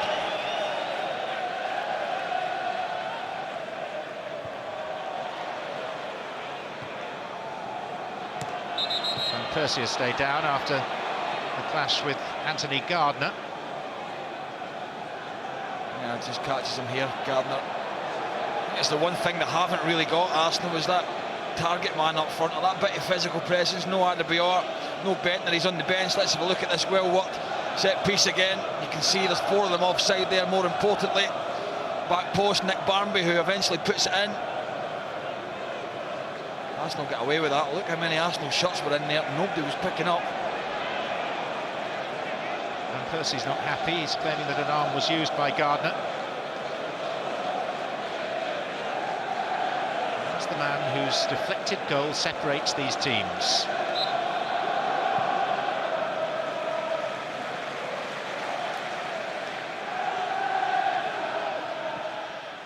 And Persie's back on.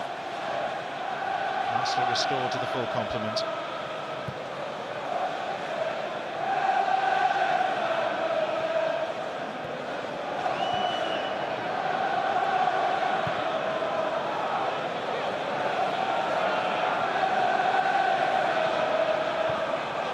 Arshavin, back heel for Vela. Song. Gibbs. Van Persie.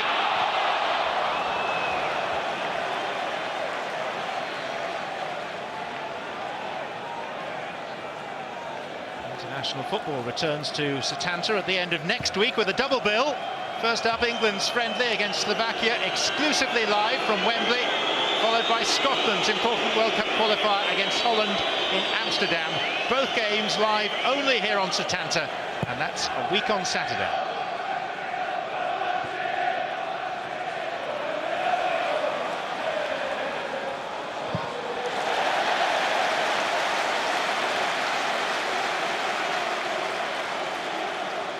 No longer a teenage tyro, Theo Walcott.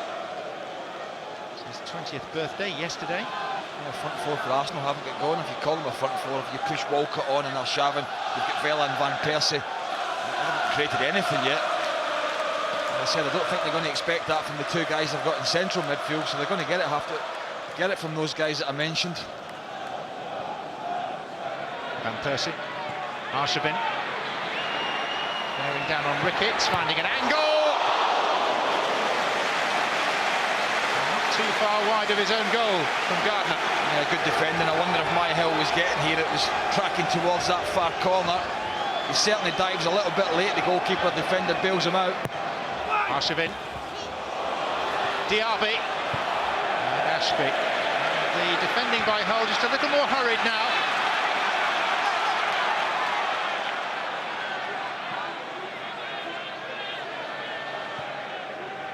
Song.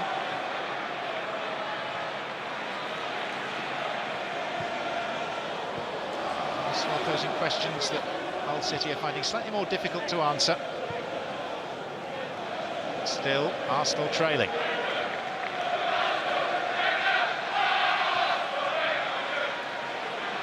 Song.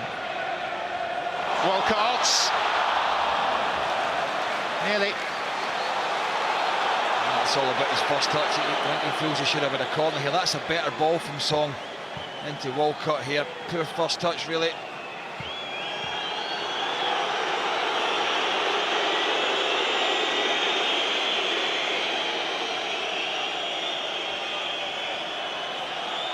Arsene Wenger is complaining again. You mentioned earlier, John, time wasting again, he's suggesting.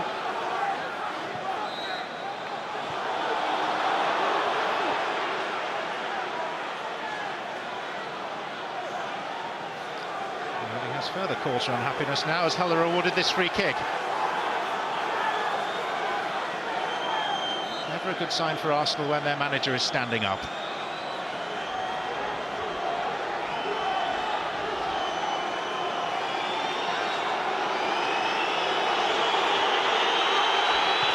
Dawson. Fabianski looking to distribute quickly. There's only Vela up. He was outside the box there when he played that. I think he actually carried it outside as well. Very, very close, wasn't it? It was.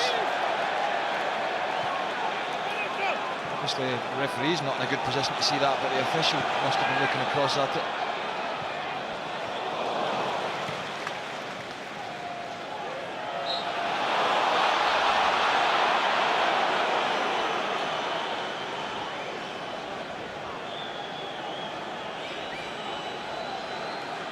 Arsene Wenger. That's the response from the very experienced Brian Horton. Look of mystification and some would say disdain.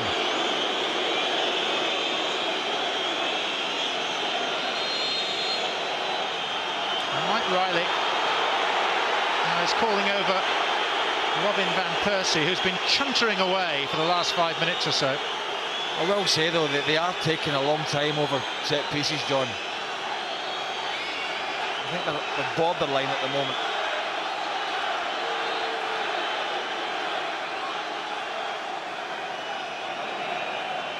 Myhill.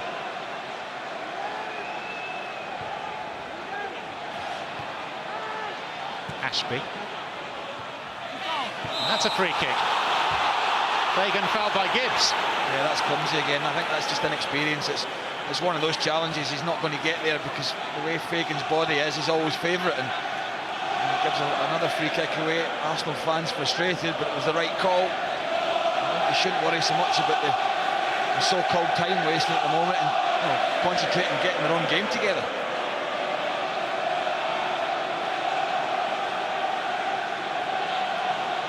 Barnby over it.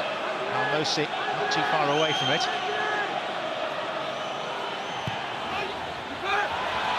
And Zayat's header Finds the roof of the net. There's two players in there. Who's picking them up?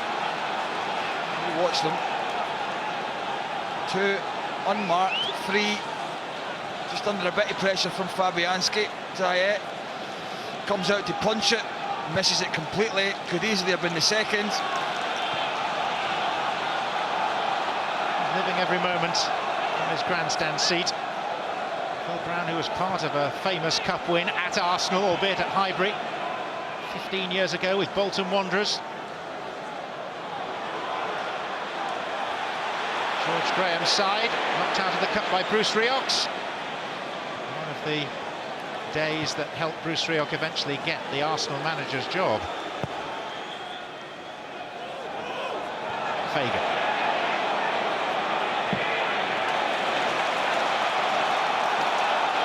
Song.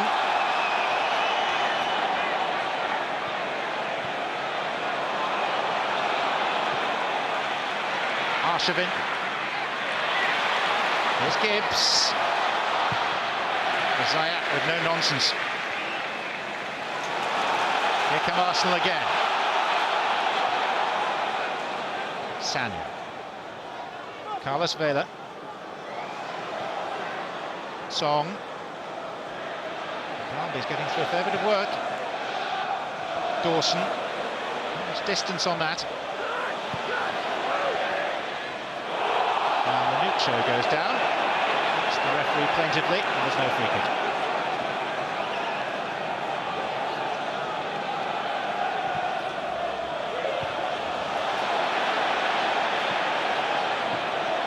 Vela. Ashby. Fagan. Brush off Kieran Gibbs. Mosey's started a run.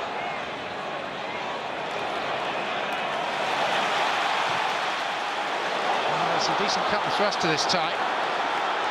Arsenal finding that Hull have most certainly come to play.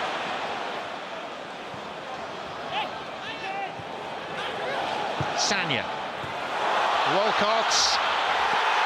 Zayat took the ball. Good challenge. Had to take the ball, as you said, did. Referee plays the advantage. Gallas. Kieran Gibbs. Comes off Barmby. Oh, and a mistake by Ricketts. Would have been a throw, it's now going to be a corner. Look at this good tackle again. There's Walcott with a little touch in here. And then dives in, I've got to say, but it's a good challenge. It has to be. Once you're doing that in the box, you've got to take the ball. Van Persie, cleared by Fagan.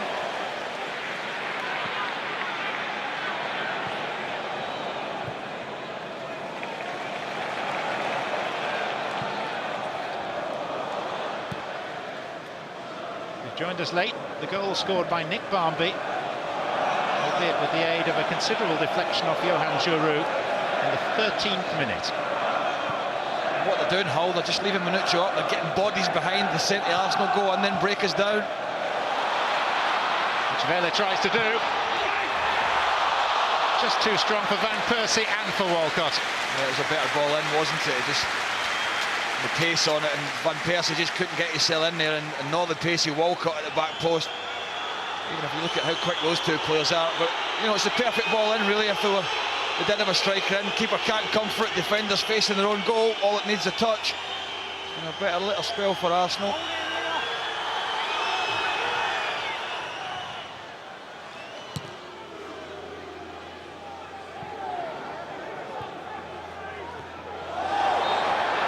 Arsenal's free kick this time.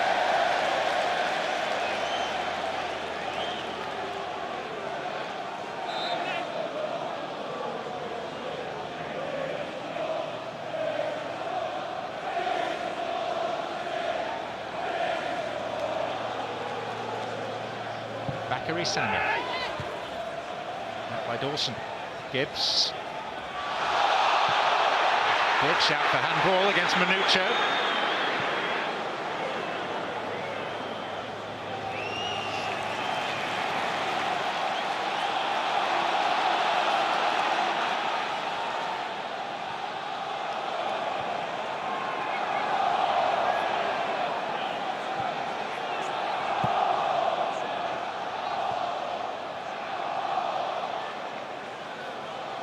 Diaby. Sagna.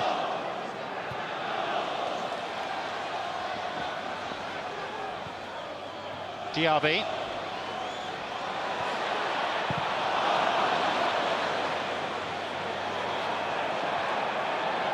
Song. Kieran Gibbs. Van Persie. Vela tried to turn it round the corner. Vela's won it back. Here's Walcott. Arshavin. What a block. Yeah, Ricketts wasn't it? I think it was Sam Ricketts. Great block. Teed right up for Arshavin, it was. Vela. Wasn't the greatest ball in from Walcott here. There was 2 Arsenal players at the back post, but it did eventually find its way to Arshavin. It wasn't what he was looking for, Walcott. That's brilliant defending. Just dives in there. It's his body in. He's going for that far left-hand corner. Getting busier in the technical area. Phil Brown has left his comfy seat. He's down there too now. Here's Vela. 1 or 2 causes for concern for Hull. Arshavin. Tightly marked. He's far too slow there, Vela's got to play that early. They had Hull stretch for one of the first times.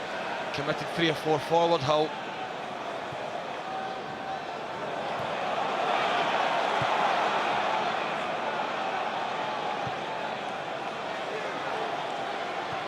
Walcott.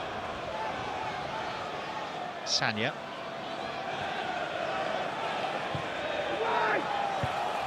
Headed by Zayat. Song. Van Persie. There's Giovanni. Looks for Fagan. Goalkeeper's come out here.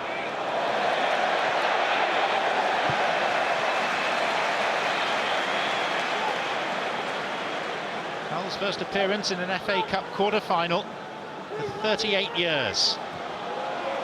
And they played Stoke City at Boothbury Park in front of 42,000. They led 2-0, but lost 3-2. This time it's Phil Brown who's angered. Well, it's a foul by Ashby. I mean, that's all it is. No need for Mike Riley to start speaking to him, I don't think. Just give the free kick, get on with the game. Diaby. Here comes Arshavin. Ashby clears. And then Giovanni buys a fairly cheap free kick. I think one of the reasons Phil Brown was so concerned was that he knew that if Mike Riley produced a card, he would lose his skipper suspended for 2 games. Yeah, exactly. And as I said, it was a soft free kick anyway. There was nothing in it for me. A frustrated man. His side have just started to play a little better, but for the best part of 35 minutes, they never really got going. They haven't. Hull are just starting to defend a little bit deeper.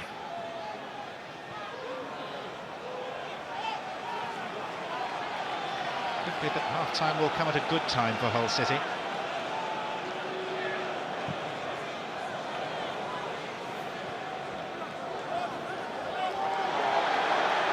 No foul.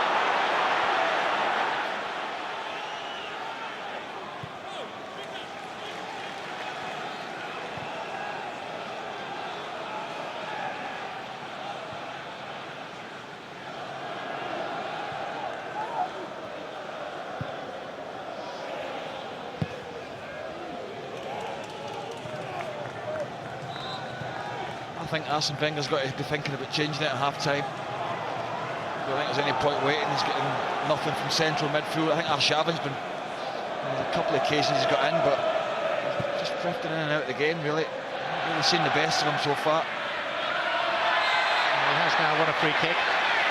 Arsenal staff really impressed by his attitude. There's a feeling that he wouldn't be fit to play tonight with those 8 stitches in his right foot. But he turned up and more or less demanded to be in the team.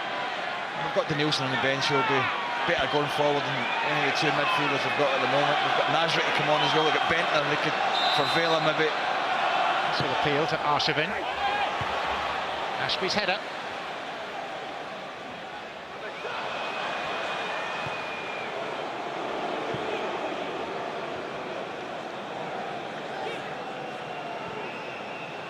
Interesting to see the fourth officials board and Wenger's reaction to it. He feels there's been a deal of time wasting. Well, interesting to see his reaction if he sticks a minute up. Mike Dean is appearing down below us. Arsene Wenger is looking with interest. That's his response. Stony-faced. Did that cover it? Arshavin. Gibbs. Arshavin! Well, he is always capable, isn't he? And I think, you know, Arsenal fans are starting to see that in the short space of time he's been at the club.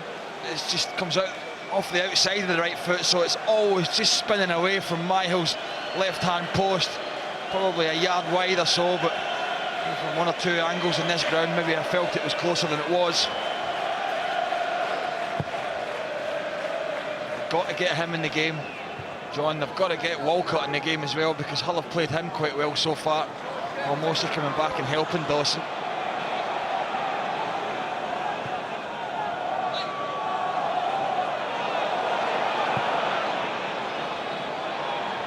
Gardner.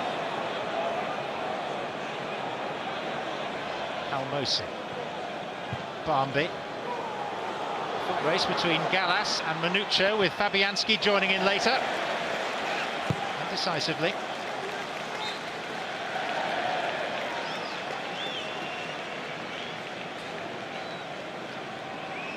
However, the suggestion from Arsene Wenger and his staff to the fourth official was that, in their view, there should have been 5 minutes of added time. What for? Or what they see as time wasting. No, ridiculous. It's been a bit, but not that long. I'd want to get them in if I was Arsene Wenger, John. Get them sorted. They'll have that opportunity in just a few seconds' time.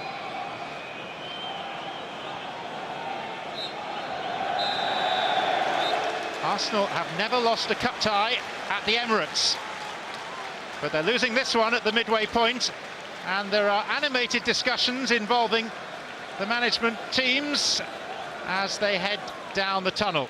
There's the goal scorer, Nick Barmby, after 13 minutes, courtesy of a big deflection off Johan Giroud's outstretched right leg. Barmby milking the moment, his first FA Cup goal for more than 8 years.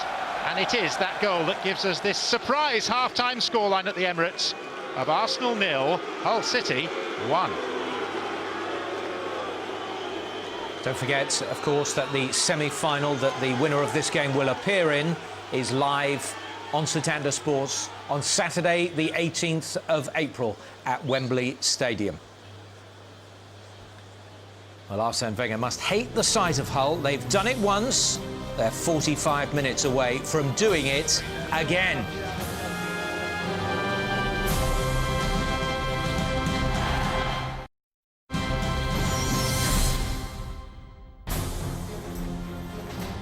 Live action from Scotland this weekend starts 11:30, Kilmarnock against Motherwell. We then follow it with Barclays Premier League action, Newcastle against Arsenal from St James's Park from 4. And then on Sunday, back up to Scotland, Dundee United against champion Celtic, Sunday at 1 o'clock here on Santander Sports 1. Hull are threatening to do it again. They lead by a goal to nil at half-time at the Emirates. Plenty to get through from that first half. Let's have a look at that goal straight away, Macca. What went wrong for Arsenal? Well, Arsenal got what they deserved, often quickly, and it takes a big deflection. We know that. We've got Nicky Barmby circle there and Joru. You know, he's got him in his sights, but he's just took his eye off him, hasn't he? Well, he was very fortunate to get a big deflection to loop it over Fabian. Yes, it was amazing how slow that pace was. Perhaps Arsenal thought it couldn't happen twice. You know, that it would be that much better for them. And then Hull had another really good chance from a free kick. Now, this is the free kick that wasn't, as it were. Yeah, I think Gallas is slightly unlucky here. When we slow it down, you can see it. I think the ball actually even gets booked for that, so the referee Mike Roddy gets it totally wrong. You can see here the ball. Look at the ball. Ball goes there. So he definitely gets some of the ball. So first of all, he's very unlucky for the free kick and also to get booked. So excellent free kick, going in the top corner. Fabianski moves his feet. He shows him a lot of the goal for me. He moves his feet very, very well, and as you can see, he's at full strength and at full stretch. Sorry, it's a great save. That kept it at 1-0 for a moment. Arsenal thought they were 2-0 down before the linesman's flag came up, but it was touch and go. I think he gets the right decision at the end. This is his Zayati header who gets through, and Fabianski comes and flaps here. Doesn't come out of any purpose, just stands there and lifts it. I mean, they look all over the place defending this. It's 2 yards out, Tim, isn't it? Lack a lot of size in there, a lot of leadership. Kolo Touré's on the bench.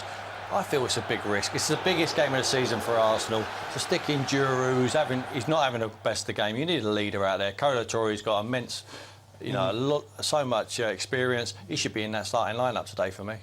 Shall we see that disallowed goal then? The Nicky Barmby. I mean, what? Angus, this was the same. Fast asleep. Look, one out for the short corner.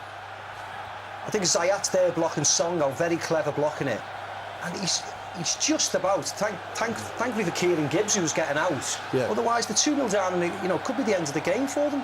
Very bright there, Nicky Barmby coming in, trapping the back post there. And he was nearly onside, only Barnes, if anything. I mean, the linesman couldn't see, he's just looking right across, but he was It's a correct decision at the end of it, but, it wasn't until late on in the half, then Arsenal started coming into it. It looked like they might score, likes of, the young... Vela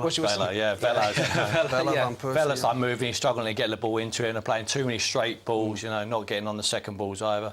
They come into it in the second half. Arshavin's had a chance, blocked in the end, but surprisingly little for Myhill to do. Yeah, it is, and Arshavin's come into the game late on. He shows fantastic technique here, and he's very, very unlucky. It's come down a long way there. He watched it come down, but when you consider that's probably all we can show for Arsenal. There's one other chance that was blocked. You just feel if Hull, with the goal disallowed and the Fabianski flapping, if they could have gone and got a second, Arsenal would have been in desperate trouble. But it's been typical Arsenal for me. It's been the way they've been playing all season. They've been getting lots of the ball, trying to force things through all the time. They've been trying to dink balls over the top, which haven't really come off. But you feel they need to do something. I think they might make a change half-time, bring Bednar on for a bit of presence up top. OK, we'll see what happens during the half-time break and come back in just a few minutes. But Arsenal are trailing. Hull have 1 foot towards Wembley and a date with Chelsea.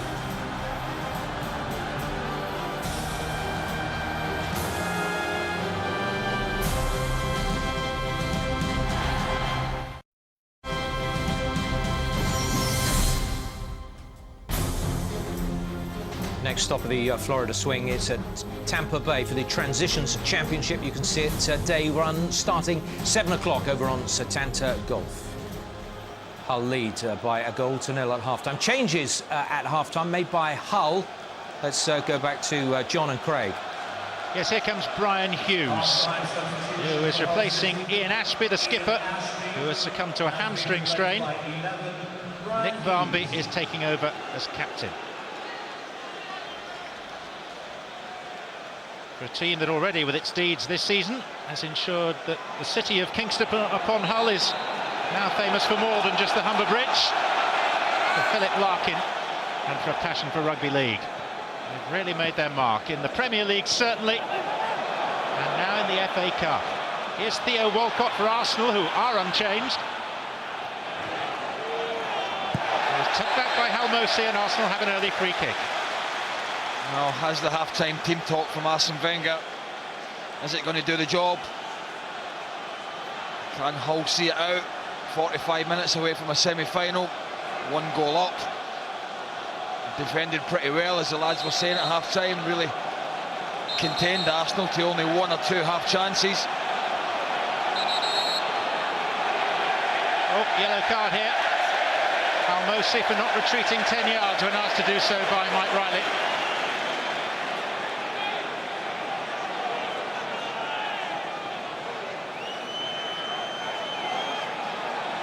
Here's an angle that will interest Robin van Persie. In with some pace. Arsenal feel it should be a corner, but a goal kick's given. Well, I'm just a little bit surprised that nobody from Arsenal took a chance to go around the back post here. You can see everybody's just piled into the 6-yard box, but maybe somebody just takes a chance and goes round the back where, well, nobody's picking up.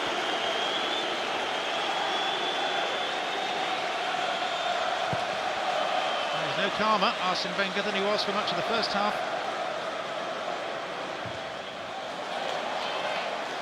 Reminder of the two lineups. Arsenal with one or two compromises, but Almunia couldn't have played tonight because of an ankle problem. Fabregas and Adebayor still between 10 days and a fortnight away from match fitness. And Hull without Marnie, who's suspended, Kilban, who's cup-tied, Turner injured, Poussin rested, feeling a niggle or two on his way back from long-term injury. Arshavin, Giroud,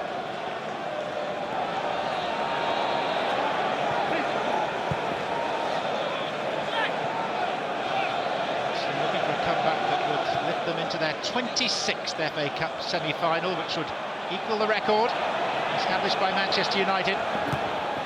City just over halfway towards what would be only their second. That's enjoyed 104 years of fairly unremarkable existence. 8 relegations, 7 promotions, and 1 FA Cup semi-final back in 1930. And then in 2008, suddenly propelled into the spotlight, courtesy of the playoff final victory over Bristol City at Wembley. And the fantasy didn't stop there.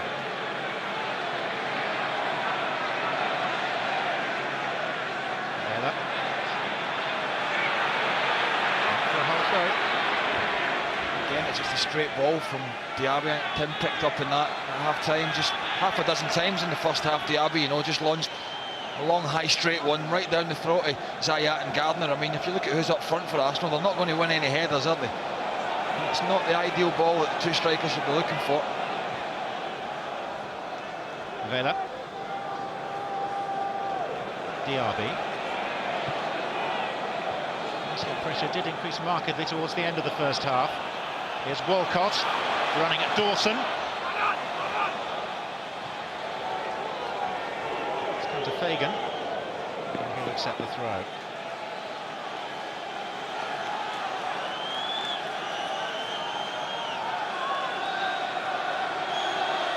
And Hull this evening succeeding in unveiling some of the frailties that Arsenal thought they'd said goodbye to this season. Arshavin, Vela, Giovanni nipping in. Sanya's won it back. Gibbs, Robin van Persie. Kieran Gibbs cross, Anthony Gardner's head.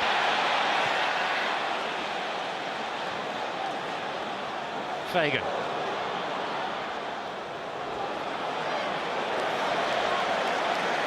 Abu Diaby.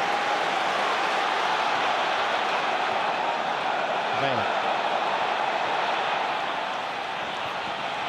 Walcott.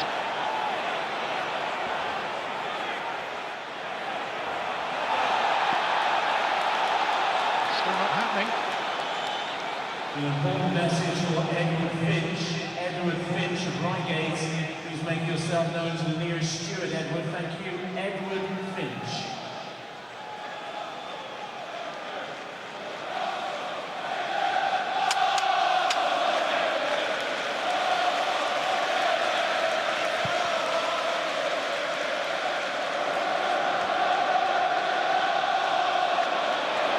Van Persie. Well, that sums it up for the time being, doesn't it? Van Persie, good left foot. Dawson sucked in a bit, plenty of space behind for Walcott to open his legs. Little ball dinked in there and he slices it out. And there was a chance to put the wide man away.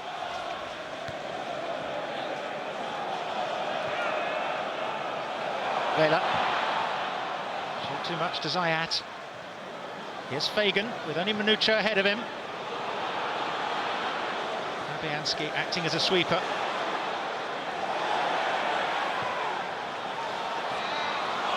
And Hull contesting every ball.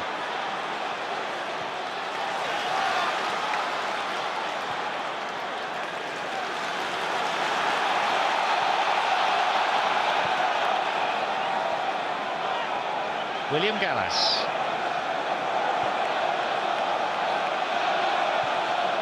With plenty of the ball, but the question is, what are they doing with it?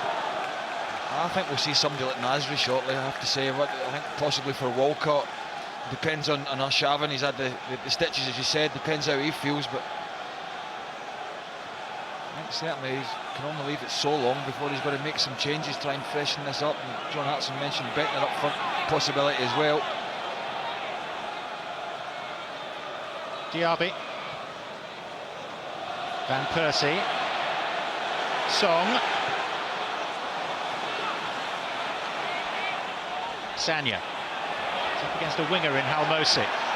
He's beaten him. Corner kick.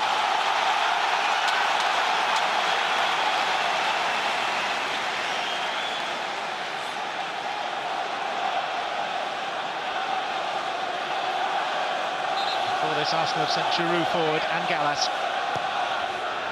It's Arshavin. That was a super header by Diaby. Trouble is, wrong side of the post. Yeah, I mean, he gets a great run on this. I wonder if Myhill could have come out for this ball here as it was floated in. Runs off the penalty spot, nobody picking him up, so he's always favourite to get there. And once he does, John, I think that's a very good chance. A very good chance. Somebody was on the line, so he had to get it between the goalpost and the goalkeeper somewhere with a little bit of pace on it. He got it all wrong.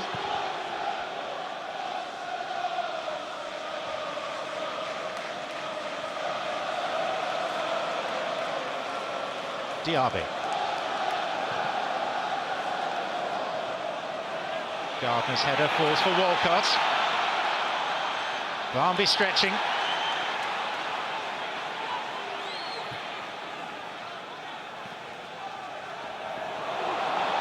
Halmosi. Well tackled. Gallas.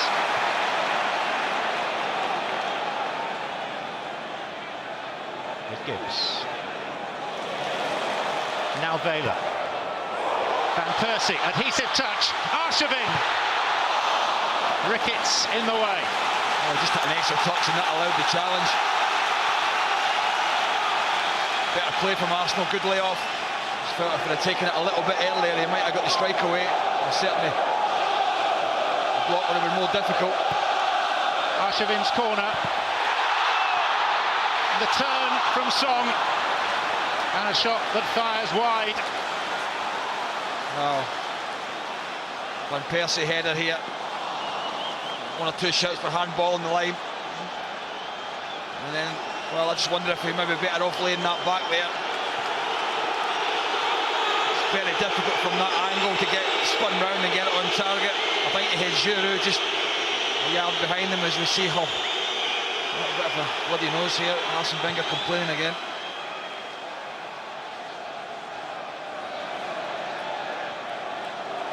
Laid that back to his teammate there, John, 6 yards out, would have been a pretty simple finish. Was Hull saviour, stationed by the post, keeping out Van Persie's initial effort. Diaby. Hughes has been mended and is back on the pitch for Hull. Vela. Song.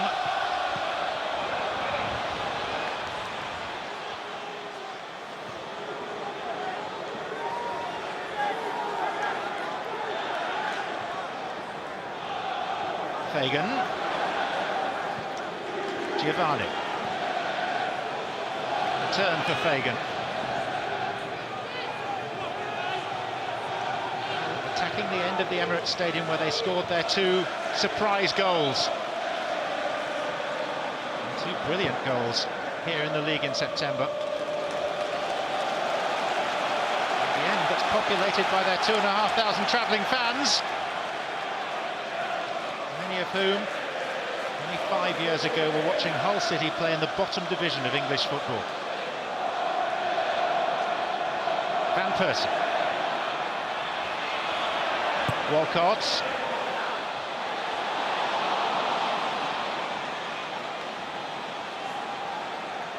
Fagan.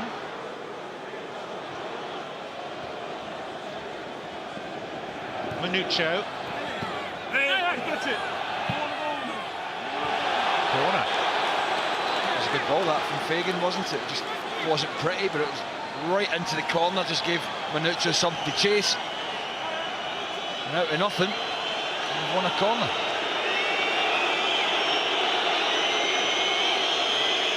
And again, there's no hurry. And Arsene Wenger is stewing in his seat.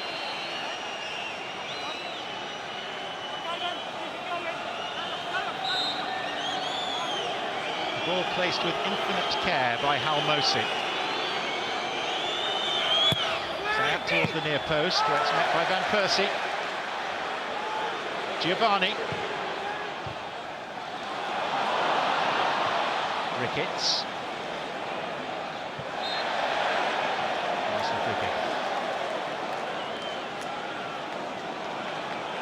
Manuccio, whose progress is being monitored by the staff at Old Trafford, from where he's arrived on loan. Manchester United very happy with the way that Fraser Campbell settled in at Hull last season. They're happy to loan out Manuccio this. Again, that straight ball there. This time it was Song. He's got Arshavin who's held the position wide left. I've got to get the ball out to him.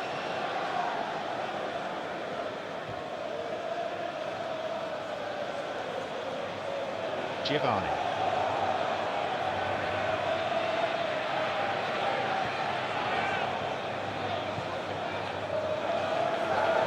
Ricketts. Fagan. Circumnavigated the linesman. There's Barmby. And Gallas steers it away. Where was Giroud going there? That ball played in behind. Gibbs from Fagan, the centre-half just went completely the other way. He's got a brain in his head, he just comes across and mops it up. I say that Arsenal have looked like their old selves the past fortnight, but today nothing like it. Yeah, well, the centre-half can get over and pick that up. I felt Giroud's position initially was all right to go and deal with it.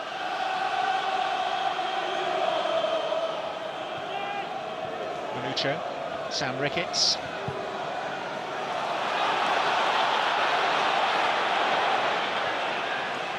Arshavin.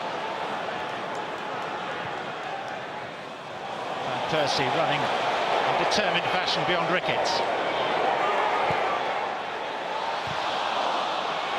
Here's Arshavin, and the ball was whipped off his toe by Barmby. Well, that was a brilliant challenge, wasn't it? The goal scorer. A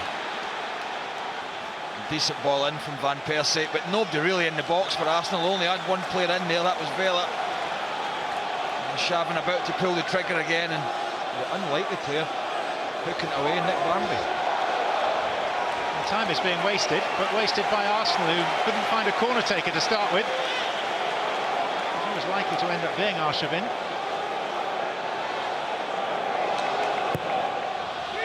That's the goalkeepers. Coming up to the hour mark, John. Completed passes.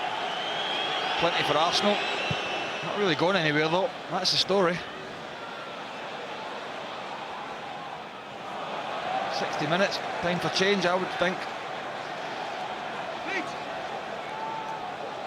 There's been a theme in Arsenal's darker moments this season and in past campaigns where they've passed other teams to death and lost.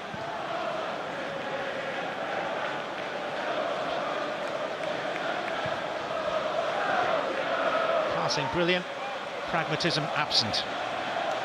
Here's Arshavin now. Sam Ricketts will be relieved. Manuccio. Halmosi. Well, he's waiting for Dawson to get forward. Took a while. And now there's no left back. And Walcott's running into that space. Oh, they're a little light defensively here. Oh, Shavin and Akers, back post. One thing that lets Walcott down.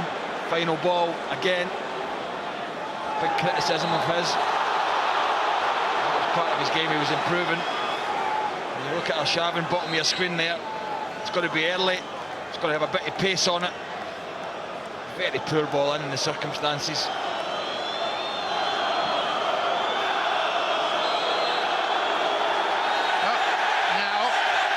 A yellow for time wasting, and It's Myhill.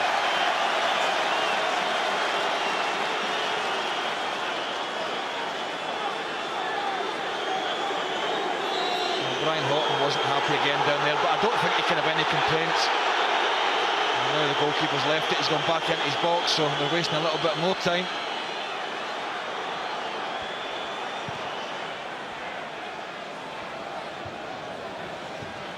Giovanni. Giroud.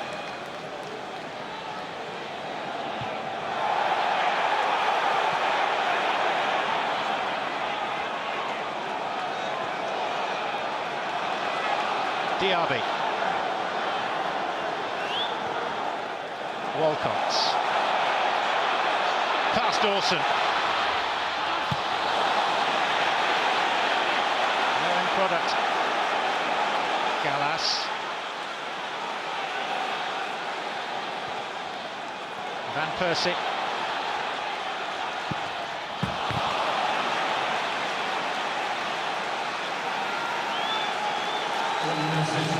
Time has come for change. Bentner and Nasri have been summoned back from warming up. Yeah, I'd imagine it'll be Vela coming off, and possibly Walcott. We shall see. No surprise the players coming on though.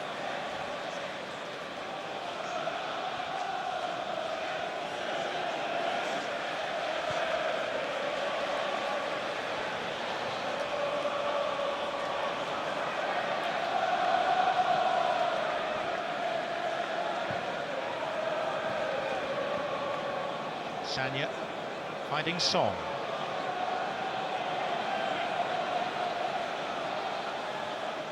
Arshavin. Offside, Van Persie.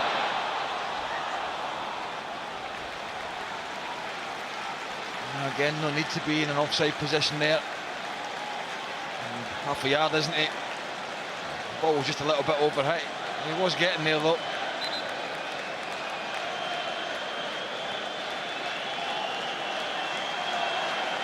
Samir Nasri and Nicholas Bentner about to enter the fray. Alex Song is going to be replaced by the Dane Bentner.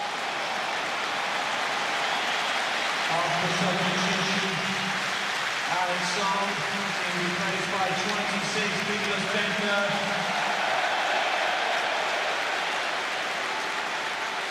And Nasri is replacing, as you suggested, Carlos Vela. Well, we got one right out of two.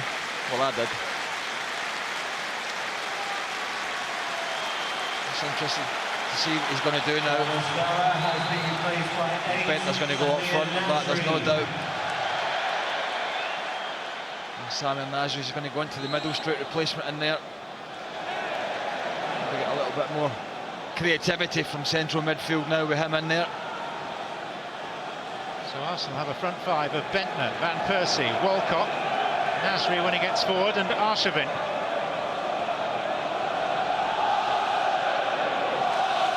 And they've got 25 minutes to conjure at least one goal. Otherwise it will be Chelsea against Hull in the first FA Cup semi-final. And all because of Nick Barmby's... And that allowed Barmby to drift in. Hull didn't do anything brilliant. The ball was just hooked into him. He got a little bit of luck, deflection of Giroud, and that's the difference between the sides at the moment, and it's all huffing and puffing from Arsenal. They're the side that's had to make the changes. Andy Dawson has transgressed. Yellow for him. Well, he certainly doesn't feel it should have been a yellow here. Put Walcott under pressure.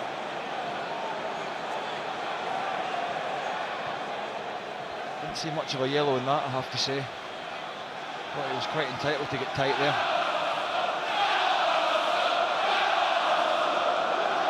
Diaby. Nasri.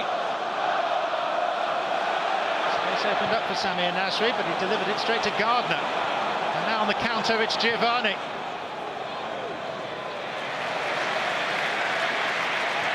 And the next substitution will be made by the visitors. Bernard Mendy is going to come on.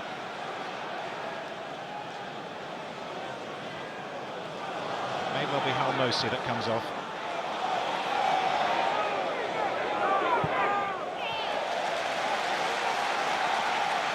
Well, Hull fans watching this will be thinking 20-odd minutes.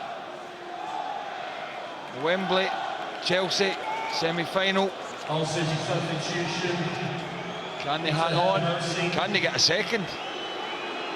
Certainly haven't troubled Arsenal going forward in the second half. It's been pretty much plenty of possession for Arsenal, as we see Hormozy coming off. Not, again, wasting a bit of time here.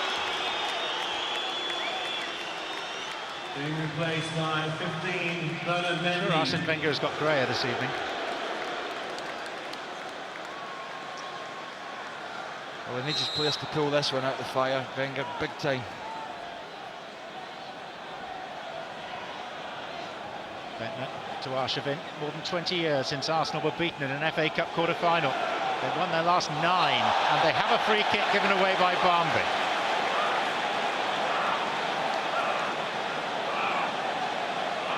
It's in Van Persie's range. Just, I would say.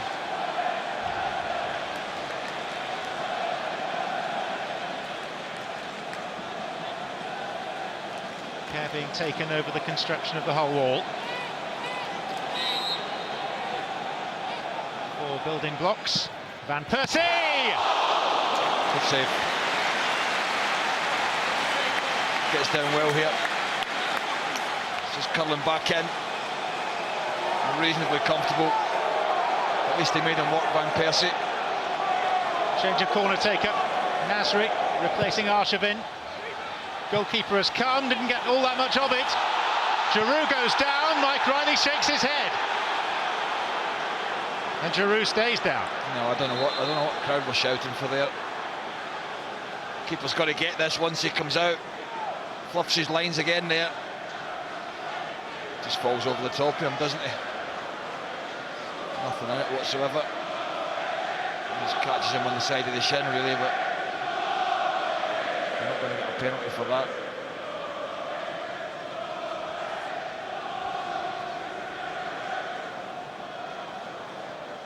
Let's have a look at this save again from Myhill from the Van Persie free kick. Have a look at it. Gets a good bend on it, Van Persie around the wall. Quite a way out. And I think that's what just gives Myhill enough time to get across because of the distance that it's got to travel.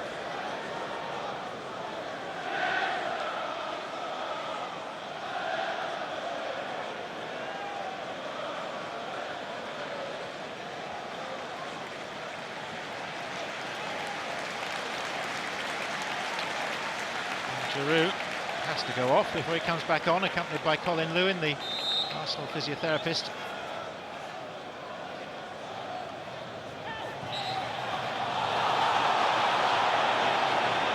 And Arsenal in danger of suffering what would be only their second home defeat in the FA Cup under Arsene Wenger.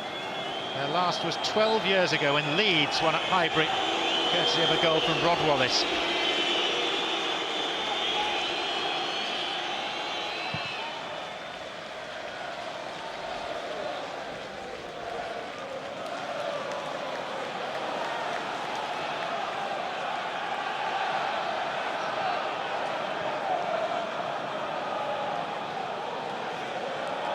Nasri.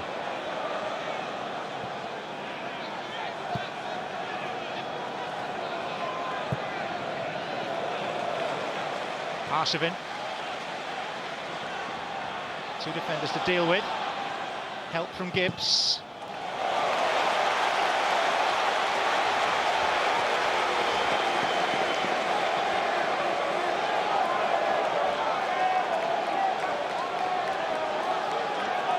Double figures for Arsenal in corners. Still no goal. And still no goal. As Van Persie turns away, disappointed. Well, is it not going to be their night? As we go past 70 minutes. Does well to win the header, Van Persie. Keeper thinks of it coming, then backs off. Don't think he's getting there, but he just can't get it down. Van Persie under pressure.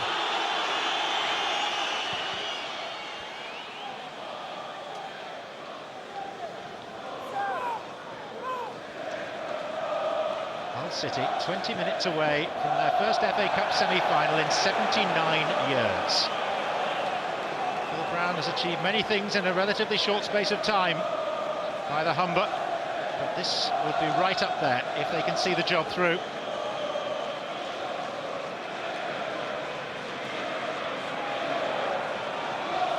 Van Persie. Arsenal have a free kick.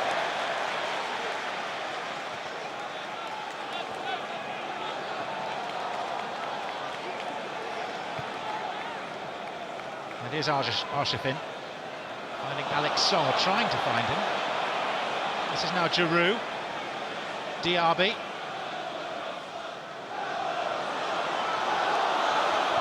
More activity down on the Hull City bench. Here's Gallas. Bentner. Giroud. Game looked as if it was ebbing away from them, John.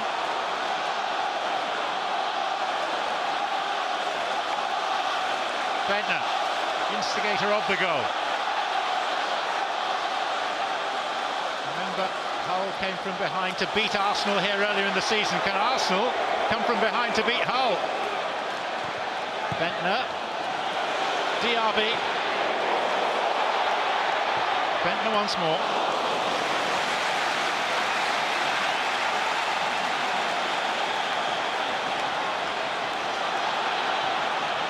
Mendy.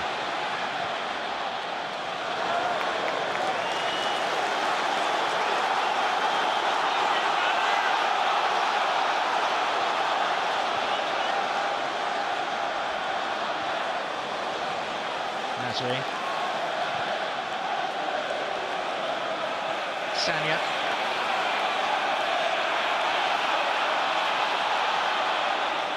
Bentner. I don't think either of these sides will want to replay John Mullin, not with Hull position in the league and Arsenal Champions League, so I think Arsenal will be quite keen now they've got the goal back to go and nick a winner as Nicky Barmby goes off, give him the lead early in the game, played pretty, taking him to Wembley as they frustrated Arsenal.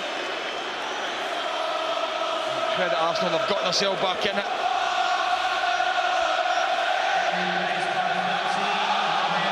He's performed wonderfully well for his hometown club.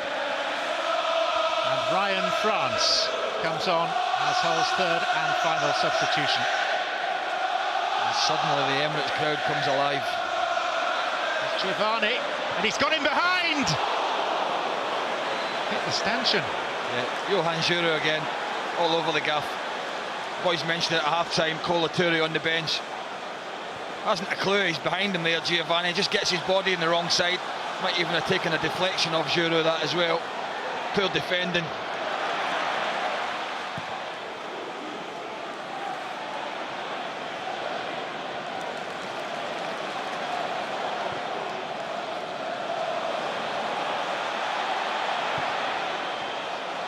Hughes, Manuccio.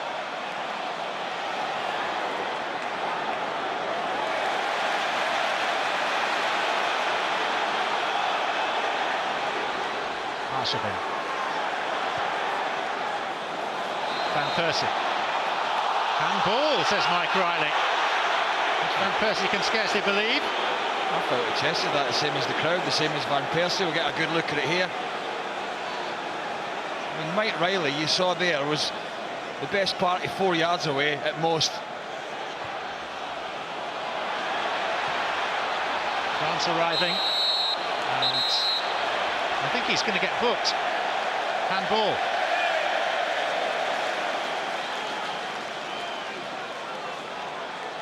Intentional handball, that's what he's getting booked for. Trying to con the referee. That's his first contribution to the game.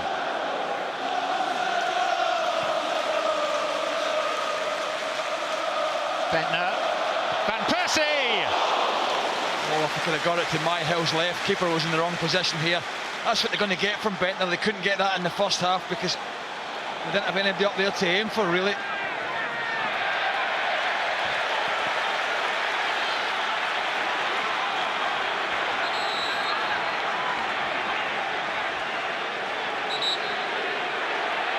Another card is going to appear. Manucho. 5 Hull players cautioned now.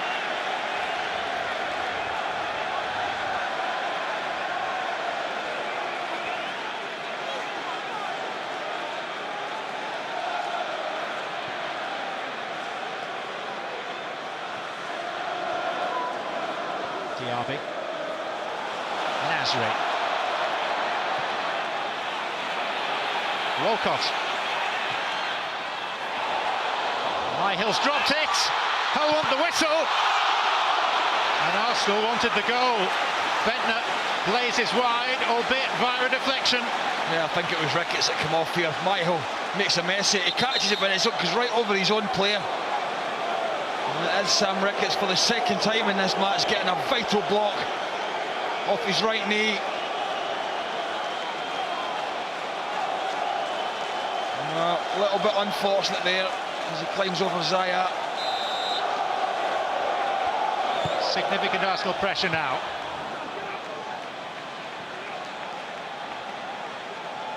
Gibbs.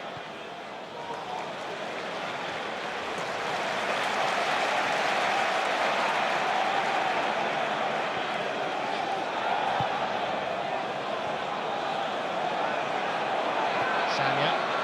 Walcott. Sanya outside him, 4 in the middle.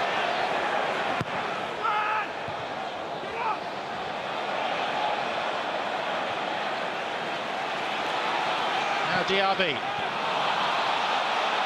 Hughes away.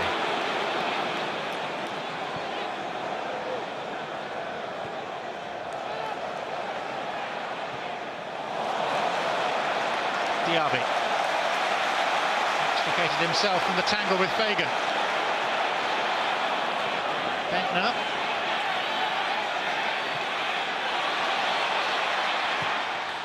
Hughes.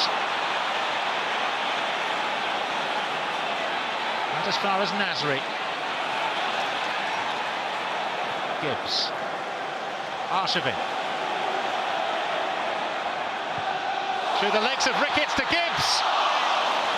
It's a brilliant ball from Arshavin, isn't it? Little nutmeg, he's trying that. Left back's made the run. Bit of a toe poke from Gibbs in the end. Might have done a little bit better here. In fairness to it, might just to get stuck under his feet a little bit. A good opportunity though.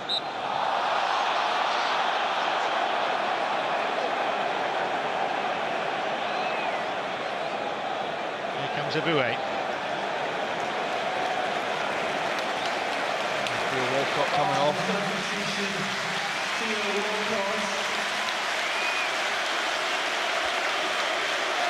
Let's have a look at this goal again. Maybe a little bit fortunate the first time round with a missed kick, but did well. He persisted, and then Arshavin just tees it up for Van Persie. Go on, son, get us back in the game. And he duly obliged. And it has really turned the atmosphere here at the Emirates, where the home crowd were getting really frustrated.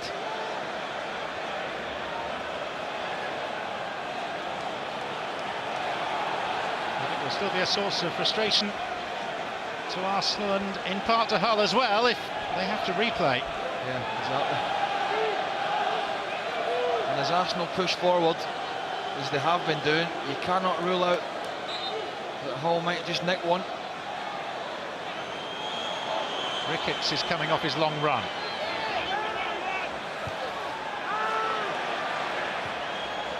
Gardner stays forward, beaten in the air. Nasri hoists it.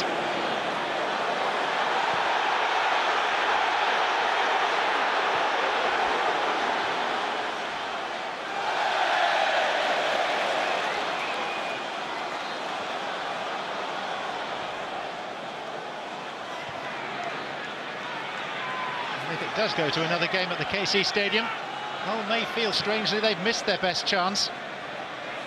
Their home form has been ropey. Away, much more impressive. No free kick there. Is he having a laugh, Mike Riley? That's twice on Bentner there. He's staring straight at it. Van Persie. This time it is a free kick. It's the third time Zayat's made that type of challenge. And only after the third time did Mike Riley pull it up. He's not endearing. Hull might feel aggrieved about that. Well, bearing in mind how rarely Hull get to within touching distance of an FA Cup semi-final, they may be more than just aggrieved. But I think more importantly, or just as important, that, you know, Myhill, and I said it, you know, the last few times he's came out and not quite got there. Once he makes this decision, he's got to clear everything. He's got to go through everybody. He doesn't take it. Giroud gets the touch. Gallas is offside, no doubt about that. But the officials don't give it. And well, for a moment, not of madness, but of not taking control, Myhill, they've paid the penalty. When Phil Brown sees it, he will not be happy. Nasri. And Nasri again. And Ricketts. Van Persie, hit Bentner, Arshavin, flags up this time. Well, this time the flag does go up. Same official. Decent ball in, it's a shaving at the back post. And he is off. The referee's assistant's looking straight across at it.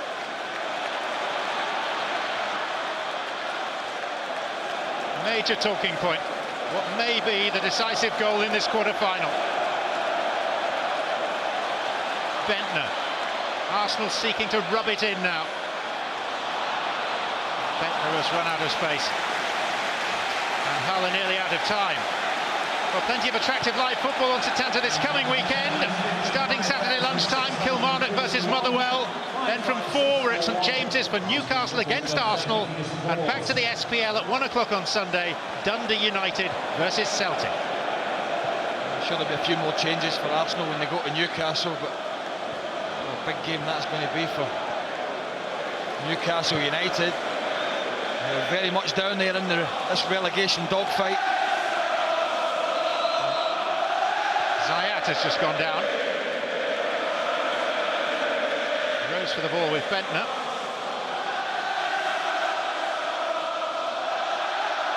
Let's have a look at this goal again.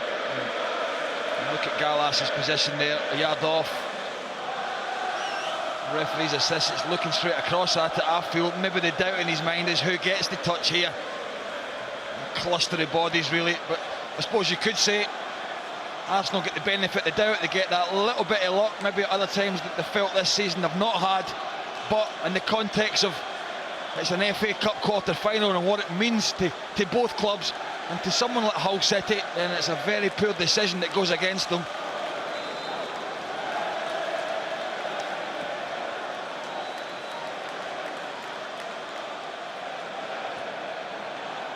Mendy.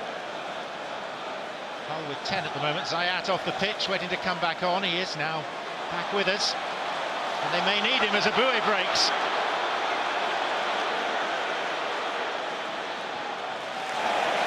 Arshavin.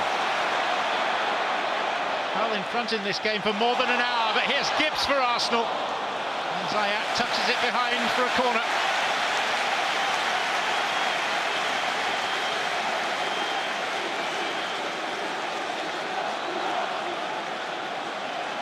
Now who's wasting time?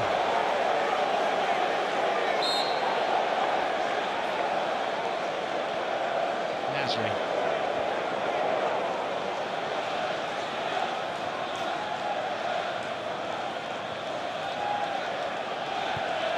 Van Persie. Nasri still in, not now.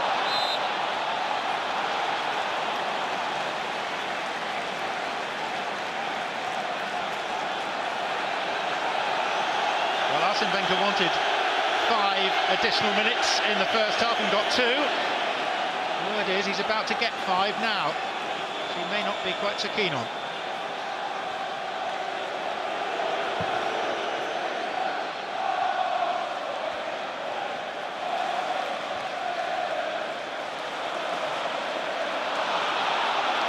Confirmation that there was a yellow card for Giovanni for dissent after the goal had been scored. Takes the tally of Hull City players cautioned tonight to 6.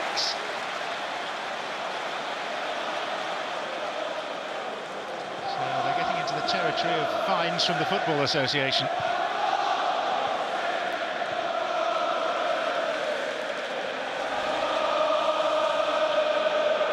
Nasri. Sanya. Bentner.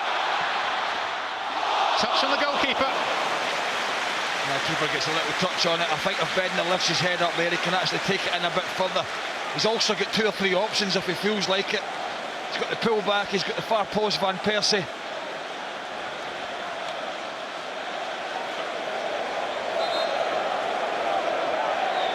Arsenal have gone into reverse.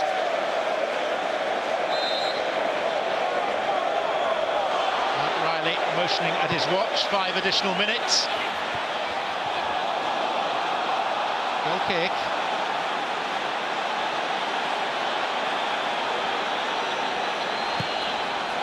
And having felt aggrieved at the officials for most of the night, Arsene Wenger now has cause to thank them.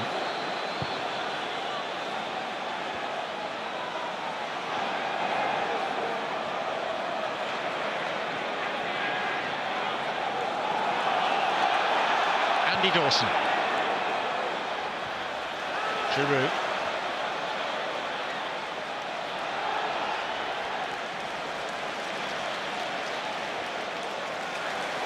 Bentner.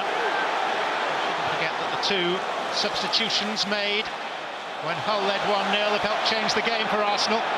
One of the new arrivals was this man, Nasri. The other, Bentner, at that stage played a big part in the goal. They got them back on terms. And here's Emmanuel Eboué! Oh, he's flavouring the month again, Eboué, hasn't he? After having a torrid time from the home fans. Couple of goals against Blackburn at the weekend, on as a second half sub this evening. It's a side netting.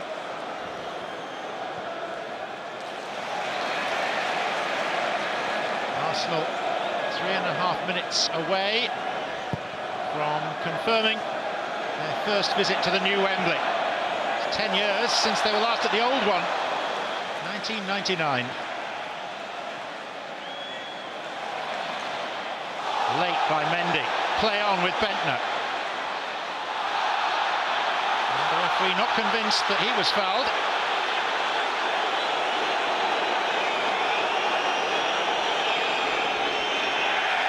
And Diaby is still writhing around, the victim of that late challenge by Mendy. Well, Mike Riley did play the advantage this time, which I think was the right thing to do. Catches him late, Mendy. It's a bit of a sore one, and then Nicholas Bentner went down pretty easily looking for a free kick. He was never going to get it. It's a bit of an indifferent night tonight for me, Diaby. I think at times he's got about the field and won some good challenges, broke the play up, got those big long legs in and made some good tackles, and at other times his passing from the central midfield has been pretty poor and erratic. Pretty much a mixed bag for him. Diaby still not back on. 2 minutes left for Hull. Ricketts. Fabianski takes confidently. That is a ridiculous rule, you know. How did Diaby standing there as Hull were able to play and he's not allowed back on?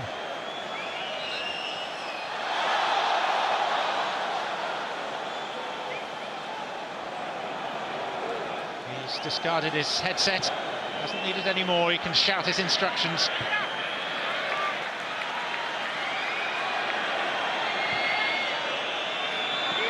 Arsenal's first encounter with Premier League opposition in this season's FA Cup has been a nervous affair for them. Now they put a lot into this game again, Hull. They could sniff a second victory at the Emirates in the space of a season. Arsenal just started to crank the pressure up and it paid off.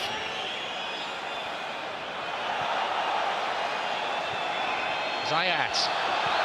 Offside flag raised as Giovanni meets Fabianski. Yeah, just didn't get yourself back in quick enough.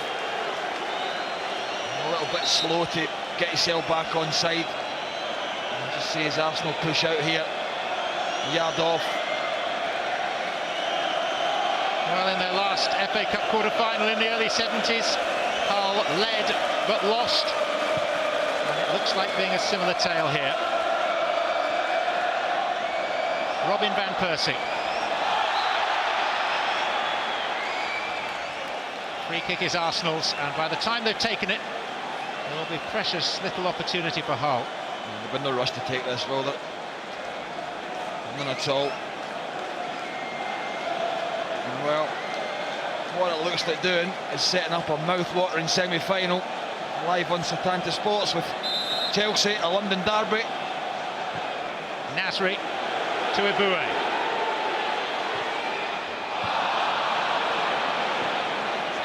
Time is up. Samir Nasri gets a yellow for the foul, and Hull will be more concerned in knowing whether they have time to pump this ball forward one more occasion. Hidden hope by Myhill. Giovanni. Now, was he pulled down? Apparently not. Hull were desperate for a free kick. They've got two players down, Hull. What's he given Mike Riley here? Is he blown up, or is he... Let's have a look at the challenge on Giovanni. Been a bit soft, I think he's looking for it, to be fair. What's he doing? You've been asking that most of the evening, haven't you?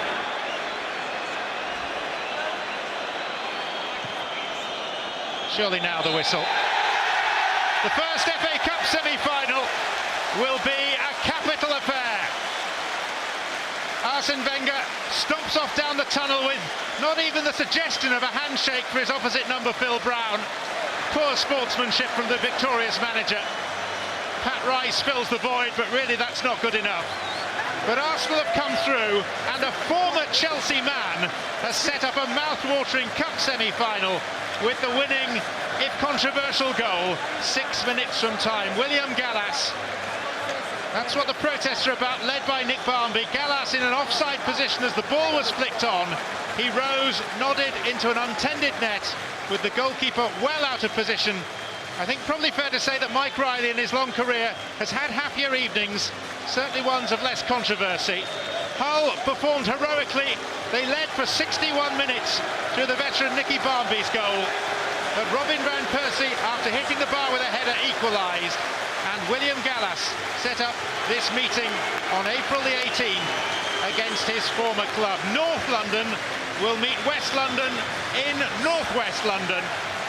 Arsenal against Chelsea. A repeat of the 2002 FA Cup final, which Arsenal won.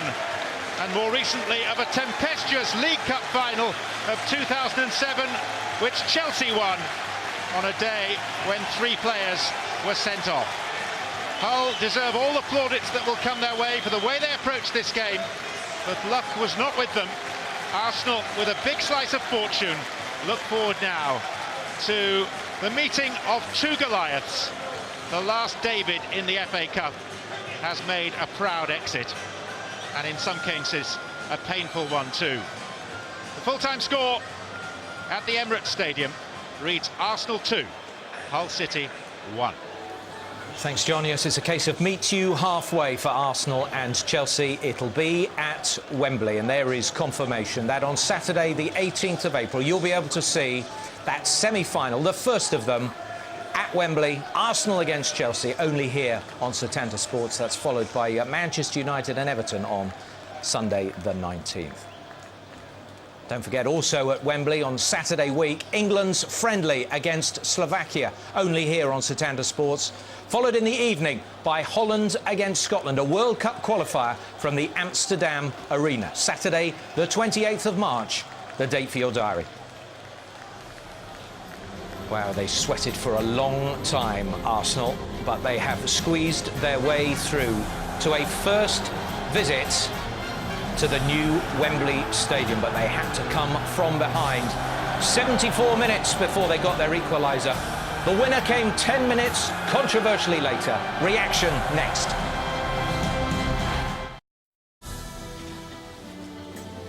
So confirmation that the first semi-final this year at Wembley of the FA Cup, sponsored by E.ON, will be between Arsenal and Chelsea. The date for your diary, Saturday the 18th of April, live and exclusively here on Setanta Sports 1. But Hull will go home very, very disappointed they've let this one slip for so long. It looked like they could have held on to their 1-goal advantage given to them by Nicky Barmby, but they couldn't. Robin van Persie and then William Gallas both scoring for Arsenal in a 2-1 victory. Controversial in the end, but overall, did you see that coming? Did you think Arsenal were going to do it? Well, the lads did. They got a bit of 9-4 when they go 1-0 down. I think we always expected the second half of them to make chances, and we were all crying for the substitution. We were crying for them at half-time, but we know Arsenal likes to let the lads sort of get themselves out of trouble. But, you know, the best players, I think, in the end, would arguably be the substitutes who come on and certainly had a hand in the 2 goals. But a typical FA Cup tie, wasn't it? Dodgy goal, referee had a nightmare. Linesman was terrible. So, but it just adds to it all, doesn't it? But enjoyable to watch. Yeah, great game to watch in the end. Yeah, it was, and I think Hull will be disappointed at the way they lost it. Yeah. You know, the goal is clearly offside. How the linesman and the referee miss it, I don't know. You can clearly see that it's the Aboué, I think. No, not Jure. It was Jure who gets the touch, goes up with Bednar and the goalkeeper. See that in a bit, yeah. But I think overall, you know, over the 90 minutes, I thought Arsenal, they were the team looking to go and win it. They were pressing, they were creating, they brought the substitutions. I'd be disappointed, Hull, as John said, the way they lost it. A lot of great performances. I mean, Dawson never get Theo Walcott a kick all game. He never got near him. I mean, Aaron Lennon ripped Dawson apart when we played him a couple of weeks ago. Theo's not had a kick there this evening. You know, they had some good performances. Sharvin was bright, you know, for Arsenal. Nasri, when he come on, they had that little bit of class what needed to open up a resolute whole side. It's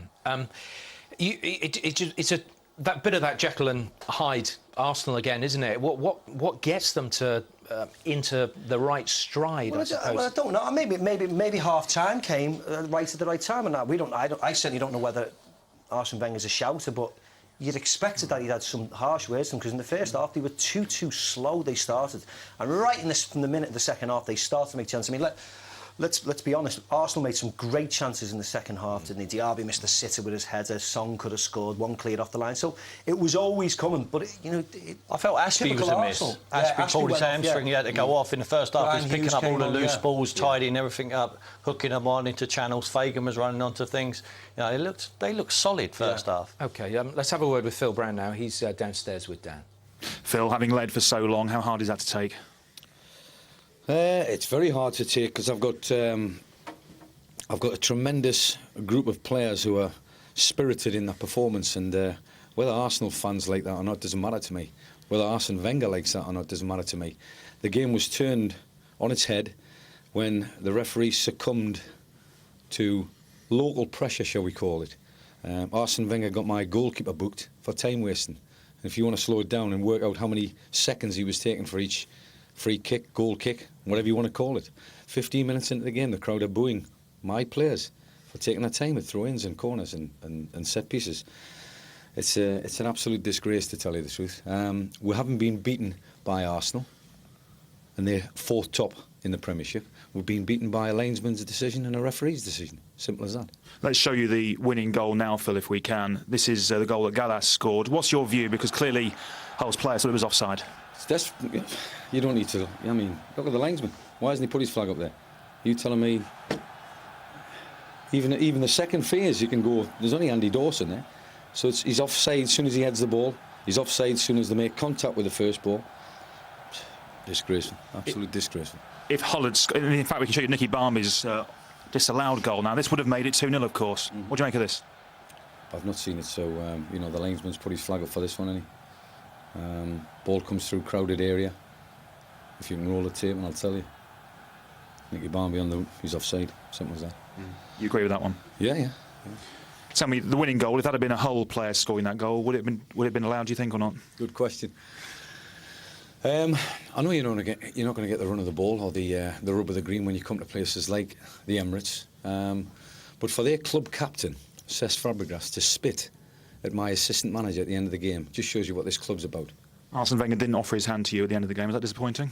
No, he didn't offer his hand in the league game. I don't expect it. When you beat them 2-1 here, and rightly so, you don't expect his hand. So, do you expect it when he wins? Maybe. What effect, Phil, will this have on Hull's battle to stay in the Premier League, do you think? A great effect. You know, the spirit that we showed tonight, the fighting spirit that we showed tonight, if we bring that to the table for 9 games, We should have possibly been in the semi-final of the FA Cup. With that kind of spirit, we'll definitely be a Premier League team this year. Tell us again, Phil, you just mentioned a spitting accusation. Just repeat that if you can, just to clarify that. Their club captain spat at my assistant manager. You're talking about William Gallas or Fabregas? Their club captain, Cesc Fabregas. Cesc Fabregas? Yeah. Who wasn't playing tonight, of course? No. Do you think something matter further? What would you do? Complain to the FA? How will it work? That's Brian Horton's decision. How disappointed is he? Very disappointed. Phil, thanks for your time tonight. Thank you. Thank you. Strong accusations at the end. We've no way of proving anything at this stage, although presumably there will be an investigation. Very bitter, not only about what happened afterwards, clearly about the club, Arsenal, clearly about Arsene Wenger, and more importantly, perhaps, about a linesman and a referee. Well, I think, Angus, certainly the goal was offside, wasn't it? The linesman was in the right position. He should have given it offside. It was offside.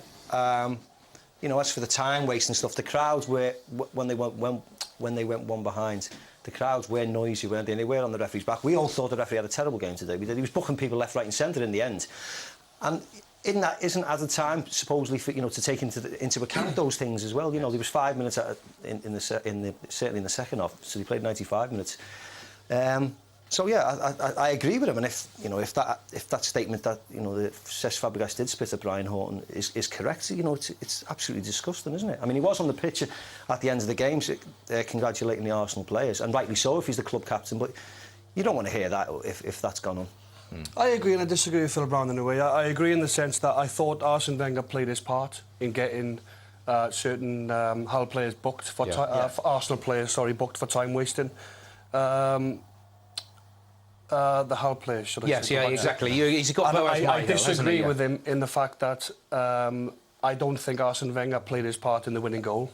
I think the linesman genuinely thinks it's the goalkeeper that gets the touch, not the Arsenal player. And I think the referee generally thinks it as well. So I do agree with him in the sense that Wenger does put pressure on the referees here for time wasting. But I think the winning goal, I think that is just down to a genuine mistake. Yes. I think so. I don't think he played his part in that. I don't think there can be any blame on the official on Arsene Wenger for that. Tim, what do you feel about Arsene Wenger's performance at the end of the game? Look, final whistle, he's off, he wins, he looks over to the other side. We've seen it before from Arsene Wenger. I mean, he's something has obviously gone on what we don't know about in previous games. For me, he should shake hands and get into his office and not say anymore. It's a professional way to go about your business. You do that, do you? I mean, it's just win, lose, draw, whatever. As Tim just said, there must be some previous for him not to do that, because normally he's a mild-mannered, placid character, isn't he? But you'd think he'd be the bigger man. I mean, as I said, we don't know how serious they've had any previous, but you think they've won the game. They've got to Wembley. You think they just shake hands and for them to be so much of a grudge with a Hull City is credit to Hull City. What they've riled Arsenal in 3 games, 3 occasions this season. And it's all credit down to them. Phil Brown should maybe look at that and think, must be doing something right if the managers. But you don't want it all to run on to. I mean, hopefully Hull will stay in the Premier League. All run on to next year, and then everybody's scrutinising the 2 managers before the games next year. You think they just get on. Everybody has an argument with everybody, but that's what it's all about. Players are the same, but you just have to shake hands and get on with it. But they worried. More importantly, they worried Arsenal on the pitch and took the lead. And ultimately, they for a very long time in this game, they were ahead. Yeah, they can be very proud. And fed it very well, didn't they? I mean, Ricketts, we see him, he cleared 3 off the line. They put their bodies on the line tonight. Perform anything like that. We talked about Dawson. They perform anything like that in the remainder of their Premier League games, they'll stay in this division. There's a lot of positives, isn't there? I mean, we as I said before, the game will be remembered for what's gone on, unfortunately, afterwards, I believe. And Arsenal, dominated the second half, made numerous chances, and it was only a matter of time before they were going to score a goal and get back into the game, because they had so many good chances. So unfortunately, Arsenal with one goal and it gets them back into the game. And as you said, it was only going to be 1 winner. Yeah, it's just the way it came, which is so disappointing for Hull, because Arsenal could have scored from free play. We saw them numerous chances flying across the face of the box. It's just the way. Great desire, John, didn't he, to get on the end of that? He wanted to score that goal. Absolutely, and I think, again, I can only think the referee there is not even in shot, and the linesman, maybe you can argue, well, he should see it. He's got a perfect enough sight of it. So it looks like it's Giroud first, then might have got a touch on it. Here we go, look at this. You must know something's gone on. because defenders don't do that instinctively unless they know he's got a touch on it. And I think that's the big gripe tonight, isn't it? That goal. If there would have been a brilliant goal, we all would have sat back and said, a great Arsenal comeback in the end. Yeah, but as you say, the will of Gallas to go and score. Is great desire. Fantastic desire. Another player who's took a lot of stick off these fans here. He obviously wants to win a trophy. First time back at a new Wembley for Arsenal. Maybe their name's on this one. Well, you never know. It's been 2005 was the last time they beat Man United. It's a good semi-final. But we hope to hear from Arsene Wenger in a bit. But the animosity between the two sides. Do you feel that? Where does this stand with Arsene Wenger? Well, we briefly talked about what he's like as a character. You've worked underneath him, John. Is he not a big enough man just to? I think so. I think he should shake Phil Brown's hand. And again, we don't know what's gone on in the past. Maybe Phil Brown, they've had words. Maybe Phil Brown have said something, really sort of nasty, and Wenger, they've obviously took the when they don't speak to each other, but I still think he's a big enough man to shake his hand. I think there can't be nothing worse than to offer your hand to somebody. Not saying Phil Brown offered his hand tonight, but Phil Brown, I would imagine, would have shook his hand. I think Phil Brown was up for shaking his hand. There can't be nothing worse than offering your hand and the man who you want to shake hands with walks away. There can't be nothing worse. We saw one of the biggest games of the season on Saturday. At Man United, right, and there must be some feeling between Rafa Benitez and Alex Ferguson. He's just got hammered, at home, run away with the league, his team. He walks over to Rafa Benitez and he shakes his hand and they walk off. And there didn't seem to be. We were up a hole, weren't we, for the whole Arsenal game? Yes. And there didn't seem to be any. I mean, I didn't concentrate on whether they shook hands after the game, but the game was a fine game, played in a good spirit, and there didn't seem to be any animosity between the two teams. So the thing is, that surprised me, the fact that he's remembered that he didn't shake hands last time. But we did see during that second half the look that Arsene Wenger gave Brian Horton, who was standing down on the touchline. It might have been the first half where there was clearly, no love lost there. Yeah, but I don't know what Arsene Wenger expects, because your Hull, you go 1-0 up, right, and you're not going to get the ball down and play kill it off. You're going to take your time, and you're going to get the throw, and you're going to put it down, and your mate's going to come and take it. Arsene Wenger would have expected Arsenal to slow it down in the last 6 or 7 minutes. Hull are away from home. They have done in the past, against Manchester United, when Manchester United scored late and was, chasing the game. Everybody slows the game down. It's part and parcel, and then it's up to the referee to say, right, it's 6 minutes at a time in the end. It's 7 minutes because you were time wasting. But then isn't Arsene Wenger within his rights to stand on the touchline and say, "Hang on, they are wasting time"? Of course, and it's up to, like John said previously, it's up to Mike Riley, the referee, to add the time on. He hasn't done that correctly, especially in the first half. I don't feel. He lost control tonight. The referee lost control of the situation. We've got fourth officials as well to do their job, haven't we? He made 8 bookings. I don't think it was a really bad tackle in the game. And the fact that Arsene Wenger put him under a bit of pressure, you still got to be big enough as a Premier League referee. John? If I was a manager, if I was Arsene Wenger, I would stick them under pressure. Yeah. If I'm going to get a decision at the end of the day, which might take my team through to Wembley in the semi-final of the FA Cup, I'll be putting them under pressure. What does that tell you, though, about the referee? If the referee can succumb to the pressure, all of a sudden... One of the most senior referees we got, Mike Riley. All of a sudden, next week, you have to go to Old Trafford or something for another big game. What are people going to say about him if he can succumb to that? You can't worry about Arsene Wenger giving Brian Horton a dirty look. I mean, it's ridiculous. They're 1-0 down, in the quarter-final of the FA Cup. Everybody shouts and moans. We've seen everybody have heated arguments, managers have heated arguments all through the game, all the time, and it will continue to happen because they're all passionate about winning the game and getting to the but what about you look at the respect campaign after that, of the way you treat that went in August, didn't it? They've succumbed to some pressure tonight. Mike Riley and the officials have succumbed to the pressure with the fans and of Arsene Wenger. They're human beings, these referees. Robin Van Persie was giving Mike Riley some stick early on in the game. He hardly got a free kick after that. Yes. He remembers it. They're a human being. If someone's shouting at me abuse all game, I'm not going to give them anything either. OK. We'll hear from, hopefully, Arsene Wenger. He's still in the dressing room at the moment, talking to his players. But Dan Rowan is down in the tunnel. I think he's got some news of what's been going on down there. Dan?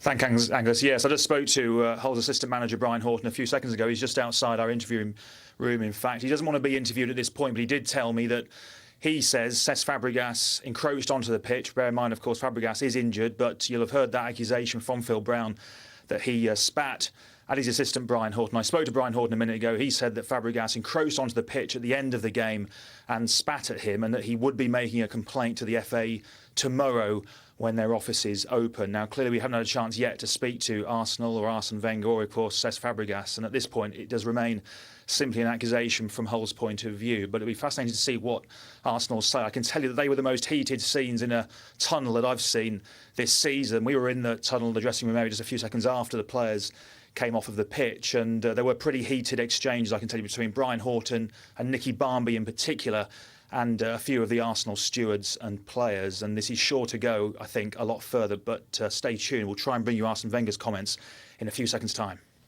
OK, Dan, you just get the feeling he's going to stay in there for a bit, don't you? What time are you off here? I'll come on 10 minutes. Are they still talking?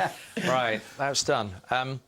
Should it be taken further? If this is a real accusation, should this be taken further? I mean, I've spent some time with Cesc Fabregas and I find it amazing. I'm not saying Brian Horton's lying, but I just find it amazing that he would do something like this. I mean, he's a lovely guy, a nice guy, very passionate about the game.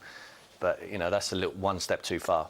Yeah, you can't do that. We've seen it before as well from Fabregas, haven't we? We've seen him have a row with Mark Hughes a couple of seasons ago, didn't we, on the touchline? Yeah. Not sure I think he was playing that day, but if he has spat at him, then... I'd rather him chin him, John. It's a disgrace. Yeah. I'd rather him knock him out than to spit in his face, you know. But Brian Horton's not... He wouldn't make it up. He's an archetypal, you know, old manager, isn't he? Yes. Old school, and he wouldn't just make up an accusation like that to get a boy in trouble. So there must absolutely two lovely guys. You presume there's an element of truth there, which we don't want to see, don't we? Especially for everything Brian Horton's done in his career, I would imagine he's never been spat at before. No. So we would be absolutely disgusted with that. We still don't know. Let's put it straight. Yeah. I mean, it still is Brian Horton's accusation, and we are not to say one way or the other. But that is clearly what has been reported tonight. That Cesc Fabregas has spat at Brian Horton, the assistant manager of Hull, and he wishes to make a complaint, and we'll see where that goes. No one from Arsenal is willing to talk at this stage. Should we look ahead to the semi-final? Please, yes. Yes. And put this to one side for the moment. It's a cracking game. What a great game of football! It's going to be a fantastic game. We were at Chelsea the other day. Two big rivals, aren't they? And two teams playing very well at the moment. Hiddink and Wenger, and it should be a wonderful game, shouldn't it? I mean, it's back to its best in at the FA Cup this 20 year. minutes to go, Chelsea would have been, oh, please, just hold on. Exactly. But unfortunately, they're going to meet the happen. big guns. Yeah. But for the neutral, and sorry to all Hull fans, it's a great watch. Absolutely, and I think it's just down the road, Wembley, just a London derby, if you like. Always great games, and it could go either way. I really couldn't call. I still think Manchester United are the team to catch. They're the benchmark. He is, isn't he? But He's been up in Scotland too. He's been up in Scotland too much. I just think We'll that. get knocked out next round. I genuinely just think it could go either way. And you could have any final because they're four great sides. I'm surprised that Arsene Wenger took liberties with his team selection tonight. For me, this is their best chance to win silverware, and they nearly come unstuck. Very, very close. And I think he has stronger players on the bench, as we saw when they come on and change the game. Who he could have played and should have played to make sure that they got through. They've got away with it tonight. They're in the semi-final. We won't see Giroud, injuries permitting, playing that semi-final. You'll see Kolo Touré playing. It is important. I mean, they've got more of a chance of winning the FA Cup than the Premier League and the Champions League. That's for sure. Yeah.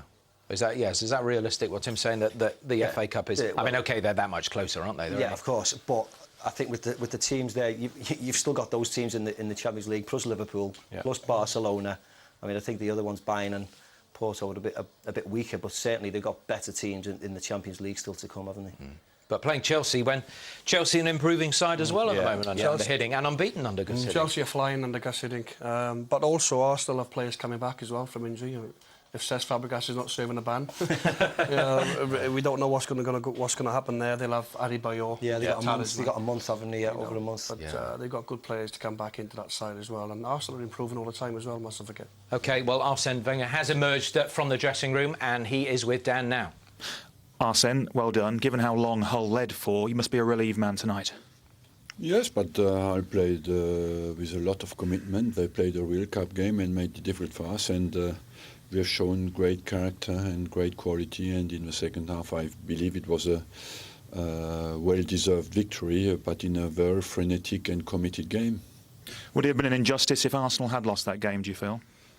Considering the number of chances and our domination, and if you look at the shots on goal they had, certainly, but cup football is football. You can dominate the game like we did and not win, but at the moment I believe that the belief, the strength is in the squad, and that has come out tonight. The longer Hull led, how worried did you get that there might be a repeat of what happened in September? Well, I knew one thing, that the team, my team would not give up, and I was always hopeful to come back, because you could see that through their bodies, their head, the bars, we hit the bar in. So when it's happening like that and you see your team is really going for it, you keep belief.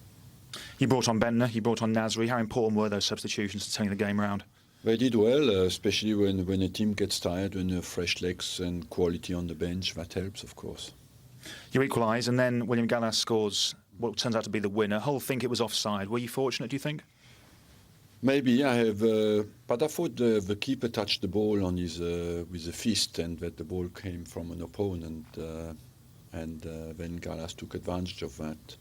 And I haven't seen it yet on the replay, but at the time I thought that the goalkeeper deflected the ball. I think we can actually show you, we can't show you quite yet, Arsene, but we'll try and bring it to you in a few minutes. Hull were unhappy with the accusation that Arsenal players made, and indeed yourself, that they were time-wasting. What did you feel about that? Sorry? Did you think that Hull were time-wasting at times? From the first minute on, yes. Their goalkeeper especially, I believe that from the first minute on they tried, of course, to slow the game down. Well, we are not the only team who does that here. Let's show you that winning goal now, in fact, Arsene, that William Gallas did score. This is your first view of it. Talk us through it. He clearly is offside there, is he not? Not at the start of the ball. Look at the keeper touches the ball now, so he's not offside. And there's foul on him as well. Have you seen that?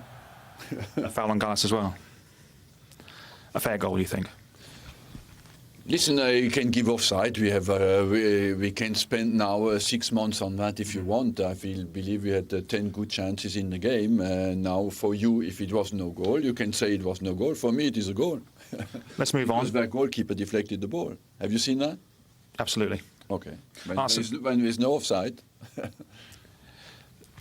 You're through now to a Wembley semi-final against Chelsea. It's a mouth-watering prospect. What will it mean to you, to the fans, to this club, to be back at the National Stadium? It is a great opportunity to go to Wembley, and we want, of course, to pass to the final now. We'll take our chance, and we'll go with full belief and commitment there in a very interesting game. It was a pretty heated atmosphere at times, this game tonight, Arsene. Phil Brown, I'm sure you're aware, has come out and accused your club captain, Cesc Fabregas, of coming onto the pitch and spitting at his assistant, Brian Horton. What's your response to those accusations? It's completely new to me. I believe I don't know about that at all. And I was quite relaxed tonight, I must tell you. And I don't know. I don't know what to tell you. I believe that... Does it come as a surprise to you, that accusation? Yeah, completely. Have you had a chance to speak to Cesc yet? No, what you tell me now, I don't know anything about it. Brian Horton told me he'll complain to the FA tomorrow. Does that concern you?